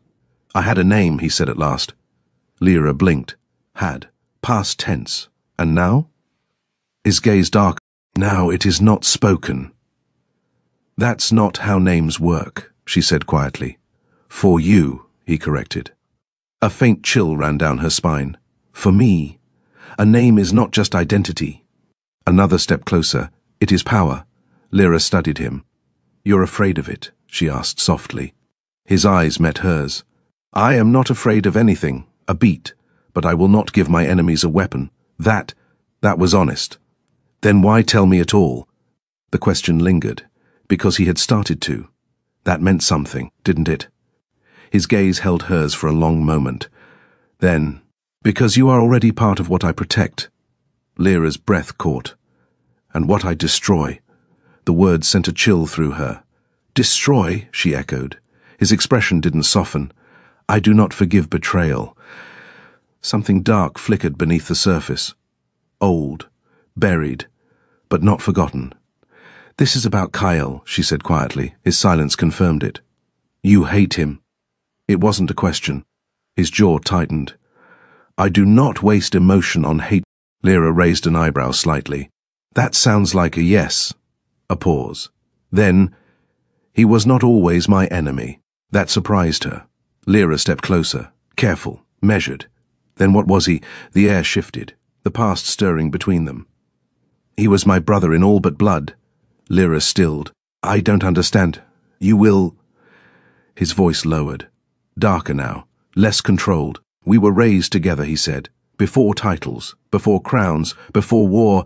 Lyra listened, not interrupting, not questioning, because something told her this mattered. He was not always the Alpha King, he continued, and I was not always what I am now.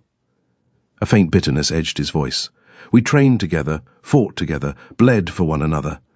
Lyra's chest tightened slightly. That doesn't sound like enemies. We were not. A pause. Then, there was a time I would have trusted him with my life. Something cold settled in Lyra's stomach. Because she already knew. That kind of trust didn't break easily. It shattered. What changed? She asked quietly. His gaze dropped briefly, then returned to hers, sharper, colder. She did. The words were quiet, but they carried weight. Lyra's breath caught. Your mate, she said softly. A flicker of something passed through his eyes. Pain. Real. Unhidden. For just a second. Yes. The air seemed to still around them. Even the wind quieted. As if the world itself was listening. She was mine, he said. Not possessive, not cruel, just certain. Bound to me by fate. Lyra's heart twisted, because she understood what that meant, more than she wanted to. And Kyle? She asked carefully. His expression darkened. He took her. The words landed like a blade. Lyra's breath caught. What do you mean? Took her. His voice dropped. Dangerous. Controlled. He wanted power, he said, and she was a means to it. Her stomach turned. No. He broke the bond.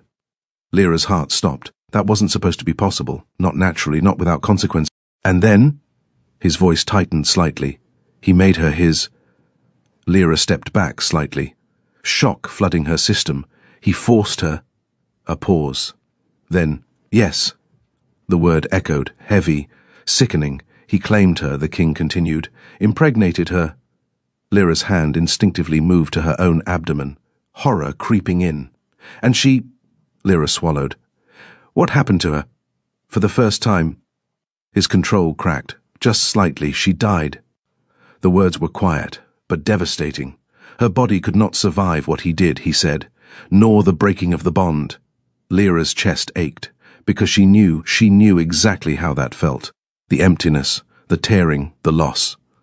I felt her die, he said. His voice was no longer distant, no longer detached, it was raw, and he, a pause, sharp and cutting, called it necessary. Silence fell, heavy, unforgiving. Lyra stared at him, really saw him now, not just as the powerful, untouchable king, but as something else. Someone who had been broken, and never allowed himself to heal. That's why you hate him, she whispered. His gaze met hers, dark, ancient, unforgiving. That is why I will end him. The promise was absolute. Lyra's heart pounded, because suddenly, this wasn't just about her, or the bond, or the children. This was war, personal, violent, unavoidable. And me, she asked quietly. The question slipped out before she could stop it. His expression shifted slightly. Just enough. You are not her. The answer was immediate, certain. But you carry something he never should have touched. Her breath caught. And that, he said quietly, makes this far more dangerous than either of you realize. Far away, deep in the forest. Kyle felt it, a shift, a pull, something awakening, and for the first time, he hesitated. Back on the balcony, Lyra stood between past and future, between two men bound by betrayal and a history soaked in blood. And now, she was at the center of. The forest did not welcome him. It tolerated him, barely. Kyle felt it with every step. The moment he crossed into the forbidden lands, something ancient had shifted. The air thickened, the shadows stretched unnaturally, and the silence, it wasn't empty, it was watching. Stay close, he muttered. Rykor moved at his side, tense, eyes scanning every flicker of movement. This place is wrong, Rykor said under his breath. Kyle didn't respond, because wrong wasn't the word. This place was alive, and it knew they didn't belong. A branch snapped somewhere behind them. Too deliberate. Kyle turned sharply. Nothing. But the feeling remained, that they were being studied, measured, judged. She's here, Kyle said quietly. Rykor frowned. You can't know that. Kyle's jaw tightened. I can. The pull was stronger now. Not the broken bond. Something else. Something deeper. Something that didn't feel like rejection. And that unsettled him more than anything else. Back in the Fey realm. Lyra couldn't stop thinking about what he told her. He took her. The words echoed in her mind, over and over, twisting, changing, refusing to settle. It didn't feel right, not entirely. Not because she thought the Fey King was lying, but because something about it felt incomplete. You're troubled. Lyra didn't turn. She recognized the voice now. Do you ever get tired of appearing out of nowhere? She asked. Caelion stepped beside her, glancing out over the endless shifting horizon. Never, he said lightly. It keeps life interesting. Lyra sighed softly. I'm not in the mood for your usual commentary. That's unfortunate, he replied, because I have some. She finally looked at him. And what is that? His expression shifted, subtle, less playful, more knowing. You're starting to question him. Lyra stiffened. I didn't say that. You didn't have to. He tilted his head slightly. You wear your thoughts very loudly. She looked away again. That story, she said slowly. About Kael, Caelion hummed softly. Yes. A tragic tale, betrayal, loss, revenge. Very on brand for this court. Lyra frowned. You don't believe it. That made him pause. Not long, but enough. I believe it is his truth, Caelion said carefully. Lyra's chest tightened. That's not the same thing. No, he agreed. It isn't. Silence stretched between them. Heavy, uncomfortable. So what's missing? Lyra asked. Caelion glanced at her. You're asking the wrong question. Her brows furrowed. Then what's the right one? He smiled faintly. What if the story didn't happen the way either of them remembers it? That sent a chill down her spine. You think they're both lying? She asked. No, he said. I think they're both telling the truth. Lyra blinked. That doesn't make sense. It rarely does, he said. Not when power, love, and betrayal are involved. Her heart pounded, because suddenly everything felt uncertain. Then what really happened? She pressed. Kellion's gaze drifted toward the distance, far beyond the court, beyond the realm itself. There was a time, he said slowly, when the Fey King had a name. Lyra stilled. He continued. And a heart. That part I find hard to believe, she muttered. Kellyon chuckled softly. You shouldn't. A pause. Because you're starting to see it. Lyra didn't respond. Because she was. And that scared her more than anything else. He loved her, Kellyon said. His mate. Lyra nodded slightly. That part I understand. Do you? Kellyon asked quietly. Her gaze snapped to him. Because love like that, he continued, doesn't just break a beat. It transforms. Lyra swallowed. Into what? His eyes met hers. Obsession.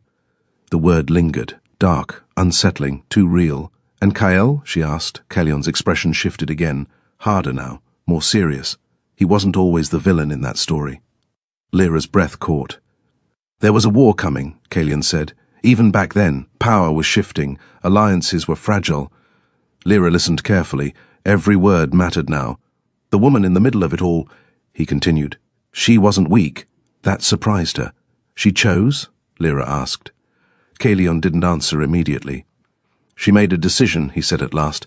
That's not the same thing, Lyra pressed. No, he agreed, it isn't. Frustration flickered through her. You're not telling me everything. Of course not, he said lightly. Where's the fun in that? Lyra glared at him. This isn't a game. No, he said softly. It's much worse. The wind shifted, carrying something distant, something dangerous, far in the forest. A roar echoed. Deep, ancient, not wolf, not fey, something else. Kael froze. Rykor stepped back slightly. What was that? Kael's eyes narrowed. Not something we should ignore. The ground trembled faintly beneath their feet, and then it emerged, massive, twisted, made of shadow and bone and something far older than either of them. Its eyes burned with an unnatural light, locked onto Kael. You don't belong here, the creature growled. Its voice wasn't sound, it was pressure, inside his skull. Kael didn't move, didn't flinch. I'm not here for you. The creature tilted its head. You are here because of her, Kael's chest tightened. She is not yours anymore. The words hit harder than any physical blow. Kael's gaze darkened. She was never meant to be taken. The creature let out something between a laugh and a snarl. Nothing is ever taken without reason. Back in the Fey realm. Lyra felt it. Suddenly. Violent. The pulses inside her surged. Clashing. Fighting. Reacting. She gasped, doubling over slightly. Something's wrong. Kellyon's expression sharpened instantly. He's getting closer, he said. Lyra's heart pounded. Kael? The name felt different now. Heavier, more complicated. Not just the man who rejected her. Not just the Alpha King. But someone tied to a past she didn't fully understand. And a truth that was beginning to unravel. Kellyon looked at her carefully. You're standing in the middle of a story that has never truly ended, he said. Lyra swallowed. Then maybe it's time it does. Far away, Kael drew his weapon. The creature smiled. And the past finally began to catch up with the present. The moment Lyra felt Kael, everything shattered. It wasn't physical, not something she could see or touch, but it was there, a pull, sharp, uninvited, familiar. She staggered, gripping the nearest pillar as the force of it hit her. Her breath came uneven. No, she whispered. Not again, not him. He's crossed the threshold. Lyra looked up sharply. Kellyon stood a few steps away now, his usual ease gone, replaced with something far more serious. You said he couldn't, she said. I said he shouldn't, Kellyon corrected. There's a difference. Her chest tightened. He's going to die. Maybe, Kellyon said. Lyra shook her head. No, something's wrong, I can feel it. He's not just here. He's connected. The word sat heavy in her chest, and she hated. Tell him to leave. The voice behind her was cold, controlled, familiar. Lyra turned. The Fey King stood at the edge of the hall now, shadows clinging to him like a second skin. His presence alone shifted the air, commanded it, dominated it. I can't, Lyra said. His gaze sharpened. You will. I don't know how, she snapped. The tension between them ignited instantly. You felt him, he said. That doesn't mean I can control him. No, he replied coldly. But it means he can feel you. That hit. Hard.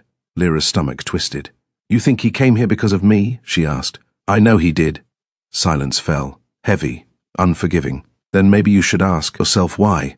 Lyra shot back. His expression darkened. I already have. The words were loaded. Sharp. Too sharp. Lyra stepped forward.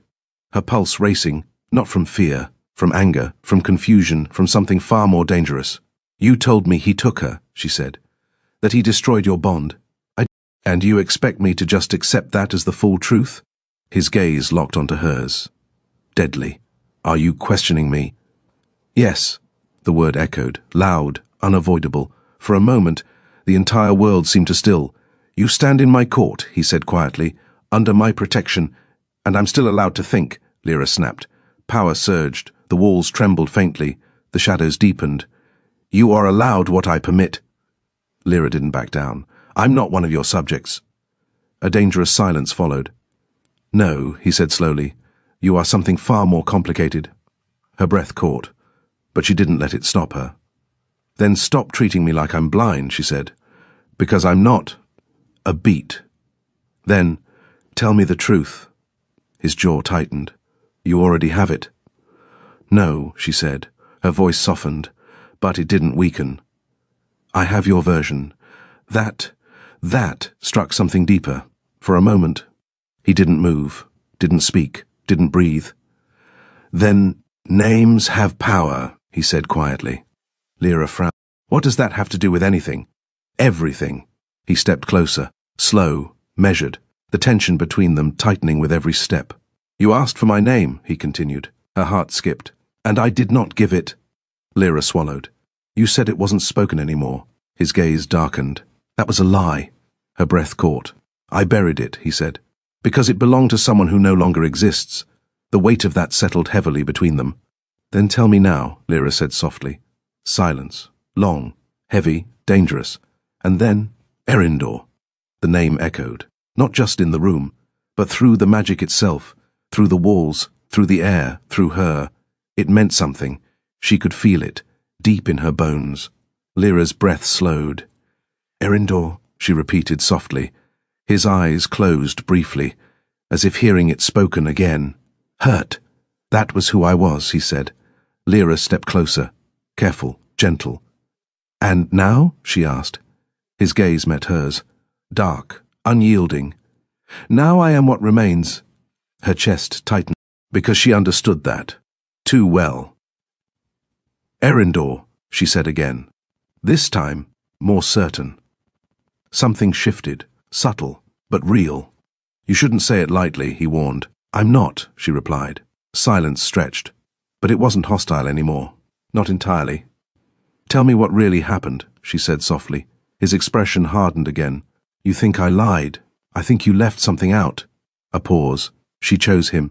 The words hit differently this time. Lyra blinked. That's not what you said before. No, he admitted. Her heart pounded. Why? His gaze dropped briefly, then returned. Because it changes nothing. It changes everything, Lyra said. A beat. She chose him, she repeated. Not you. Something dark flickered in his eyes. She chose power, he corrected. Lyra shook her head. You don't know that. I watched her walk away. The words were quiet, but they cut deeper than anything else he had said.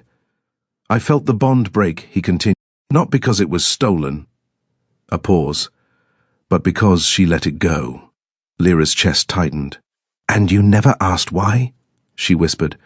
That landed. For the first time, he didn't have an answer. The silence that followed was different, not angry, not sharp, uncertain. She died anyway, he said finally. Lyra nodded slowly. I know. A pause. But maybe not for the reasons you think. His gaze snapped to hers. What are you suggesting? Lyra hesitated. Then, that maybe neither of you really knew her. The words hung in the air. Dangerous, but true, far in the forest.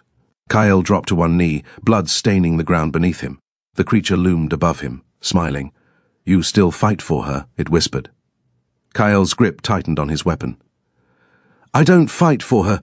A pause. I fight for what was done to her, back in the Fey realm. Lyra stood inches from Erindor, the truth unraveling between them, and for the first time, He looked at her not as something to control, not as something to protect, but as someone who might change everything. "You are dangerous," he said quietly. Lyra met his gaze. "I told you that already."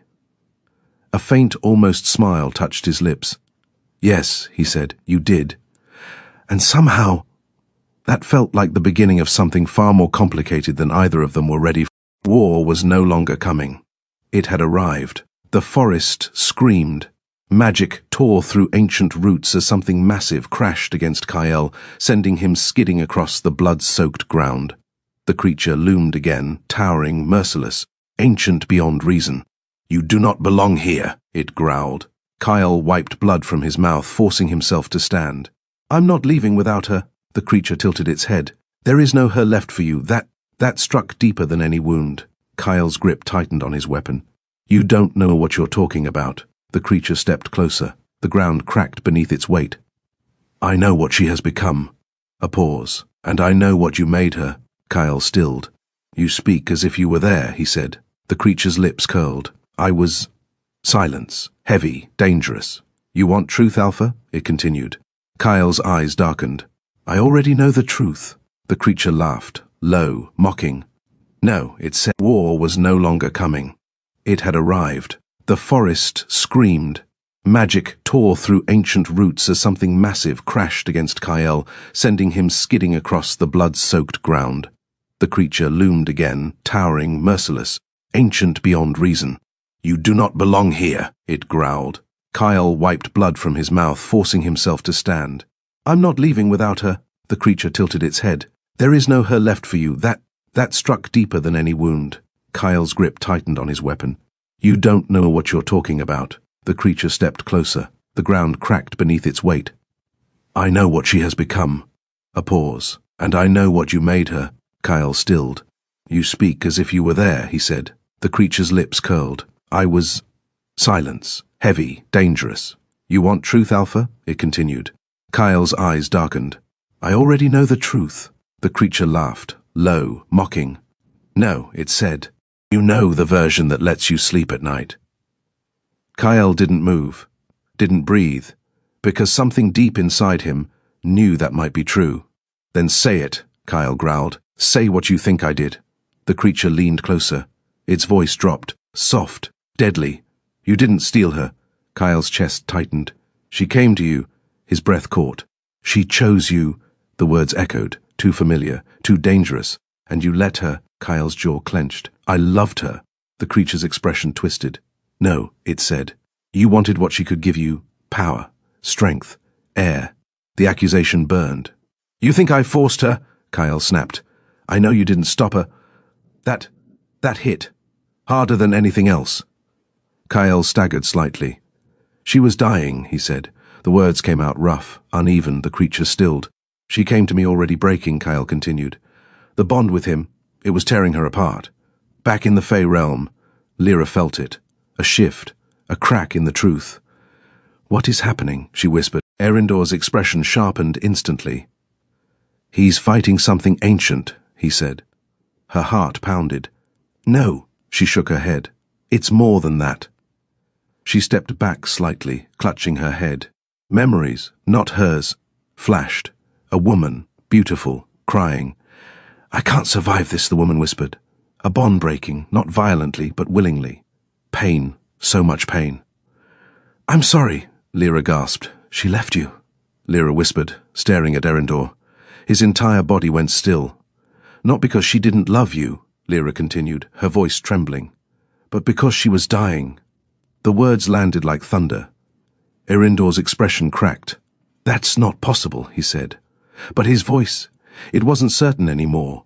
"She went to Kyle," Lyra said, "because she thought it would save her." Silence. Deadly. Unforgiving. "And it didn't," Lyra whispered. Erindor's hands curled into fists. "No," he said, but doubt had already taken root. Far in the forest. Kyle dropped to his knees. "She begged me," he said hoarsely. "She said the bond with him was killing her." The creature watched him closely now. "And you believed her. I had no reason not to."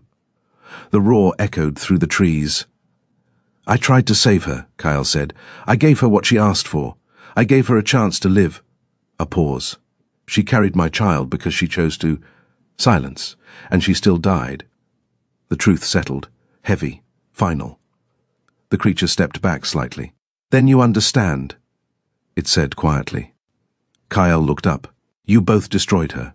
Back in the Fey realm, Lyra felt tears sting her eyes. It wasn't betrayal, she whispered. Erindor didn't move. It was desperation. His breathing slowed, heavy, controlled. She didn't choose power, Lyra said softly. She chose survival. A long pause. And she lost anyway. The truth cut through everything, the hatred, the war, the years of pain, all of it, built on something broken. Erindor closed his eyes. For the first time, not in control, not untouchable, just human. I felt her leave me, he said quietly. Lyra stepped closer. I know. His voice cracked, barely, and I hated him for it. Lyra's chest tightened. And now? She asked softly. He opened his eyes, and something had changed. I don't know. That was more dangerous than hatred, because uncertainty could become anything. Far away. Kyle stood again. So what now? He asked. The creature studied him. Now, it said, you face what you've both become. The forest trembled. War was no longer about revenge. It was about truth. And truth was far more dangerous. Back in the Fey realm, Lyra stood between two broken kings, and for the first time, she understood this wasn't her war. But she was the only one who could end it. Her hand rested over her abdomen, the two pulses no longer clashing, balancing, waiting. The world held its breath. The sky above the court of thorns darkened, shadows swallowing the violet glow until nothing remained but a heavy, endless dusk. Something was coming. No. Someone. Lyra stood at the center of the great hall, unmoving, waiting. Her hand rested over her abdomen, her breathing steady despite the storm gathering around her. She could feel them, both of them. Not just the lives growing inside her, but the two forces pulling the world toward ruin, toward each other. He's here. The voice beside her was quiet, controlled, but no longer untouched. Erindor stood at her side, not in front of her, not shielding her, beside her, for once. Lyra didn't look at him. I know. The doors of the court trembled. Magic crackled along their edges. Then they exploded inward. Power crashed into the hall like a tidal wave. Wild, raw, familiar.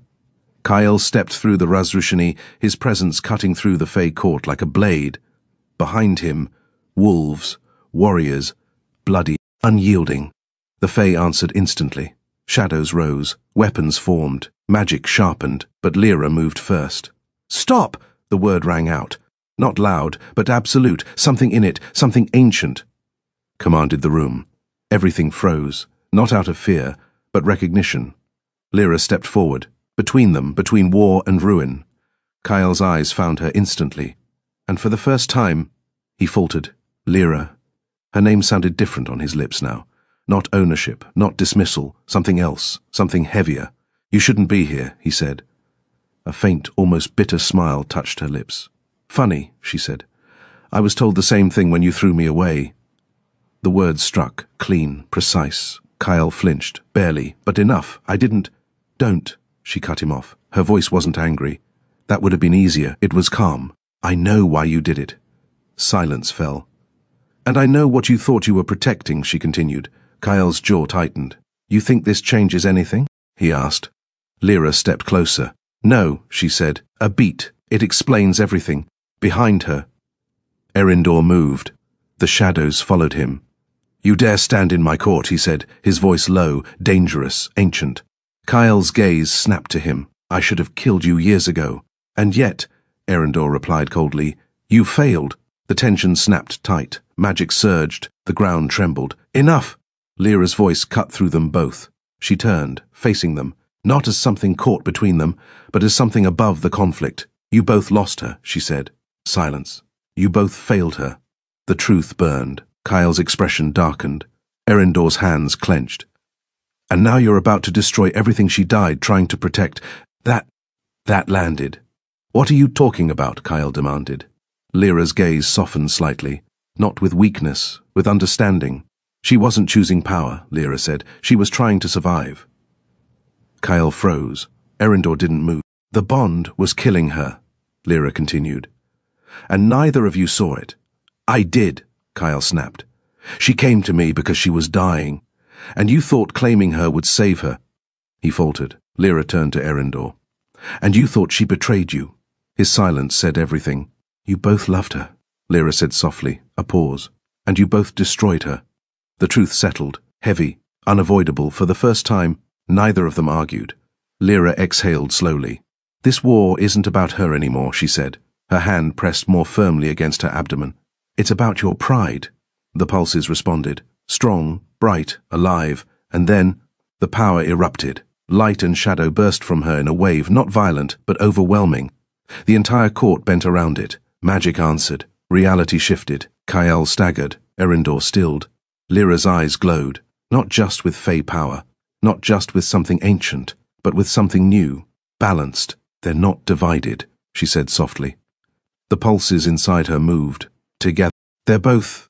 Silence fell. What are they? Kyle asked hoarsely. Lyra met his gaze. Then Erindor's. An end, she said. A pause. And a beginning. The power settled slowly. The room exhaled. No more war, Lyra said. Kyle's jaw tightened. You think it's that simple? No, she said. Her gaze shifted to Erindor. But it starts with a choice. Silence stretched, long, heavy. Then Erindor stepped forward. The shadows receded. His gaze met Kyle's, and for the first time, there was no rage, only something far more difficult. Understanding. She deserved better, Erindor said. Kyle swallowed. She did. A pause. And so does this world. The words were quiet. But they changed everything. The tension broke. Not completely, not cleanly, but enough. The war ended, not with blood, but with truth. Lyra exhaled, her body finally relaxing, and then the pain hit, sharp, sudden. She gasped. Erindor was at her side instantly. Lyra. Kyle stepped forward. What's happening? Lyra's breath trembled. They're coming. The world stilled. And then, light. Not blinding, not violent, but powerful. Two pulses, two forces. Becoming. The future. Unwritten. Erindor's hand found hers, steady, certain. Kyle stood just beyond, watching, not reaching, but not turning away. And Lyra, at the center of it all, closed her eyes. Not as the rejected mate, not as the broken girl, but as something more, something new, something powerful enough to change everything. And as the first cry echoed through the court of thorns, the world began again. Epilogue. Years did not pass. They softened. The court of thorns no longer felt like a place of war. It breathed now, laughed, lived. Sunlight filtered through silver-leafed trees, spilling gold across the courtyard where two small figures ran wild and free. Faster! The girl shouted, her laughter ringing like bells. You cheated!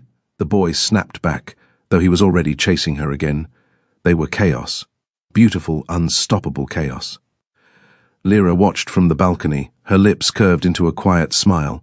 Her hand rested lightly against the stone railing, her body relaxed in a way it had never been before. Peace looked good on her. They get that from you. The voice behind her was warm, amused, familiar. She didn't turn. You mean stubborn? She replied. A soft chuckle brushed the back of her neck before arms slipped around her waist, pulling her gently back against a solid chest. Relentless, he corrected. Lyra leaned into him instinctively. Dangerous. Mine, he murmured. She turned slightly in his arms, raising a brow. Careful, she said. We've had this conversation before. His lips curved slowly. Yes, Erindor said. His name no longer felt heavy. It no longer carried only grief. Now, it belonged to this man, the one standing behind her, the one who had learned how to love without control. His hand slid to her abdomen out of habit, even though the children were long since born, even though the life they had created now ran freely through the world outside. They're strong, he said quietly. Lyra's gaze softened as she watched the twins. The girl moved like shadow and light intertwined, quick, clever, unpredictable. The boy, calmer, but no less powerful. His presence steadied the space around him. They're balanced, Lyra said. Erindor pressed a kiss to her shoulder, slow, intentional. They're ours. The words wrapped around her heart. Not possession, not claim, belonging. And yet, they're also his, Lyra said gently. Erindor didn't tense, didn't pull away. That was the difference. I know. A pause. And I don't hate that anymore. Lyra turned fully this time, studying him. You've changed, she said softly. A faint smile touched his lips. So have you. Their foreheads rested together, the world quieted around them. And then, You're supposed to be getting ready. Lyra groaned softly. I am ready. You're barefoot. I like being barefoot. Erindor's gaze darkened slightly. You're also about to become my queen in front of every realm that once wanted us dead. Lyra smiled slowly. That sounds like their problem. He huffed a quiet laugh. You're impossible. And yet, she whispered, brushing her lips just barely against his, you're still here. His hand slid up to her jaw, tilting her face fully toward his. Always. This time, he kissed her properly, not rushed, not desperate. Slow, deep, intentional. The kind of kiss that spoke of years, of trust built piece by piece, of passion that had never faded, only deepened. Lyra melted into it, her fingers curling into his shirt as she pulled him closer. The world could wait. It always could. A loud groan shattered the moment. Seriously? They broke apart. The boy stood at the edge of the balcony, arms crossed. You said no kissing when we're around. The girl appeared beside him, grinning. I didn't say that. You didn't have to, he muttered. Lyra laughed. Erindor sighed. This is what we created. Be grateful, Lyra said sweetly. They could have been worse. They still might be, he replied. The girl beamed. I heard that. Good, Erindor said dryly. Lyra shook her head, stepping away from him and walking toward the children. Come here, she said, kneeling slightly as they ran to her. Two small bodies collided into her. Warm, alive, everything.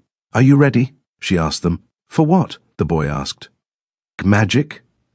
More important, Lyra said. The doors behind them opened and the world shifted again.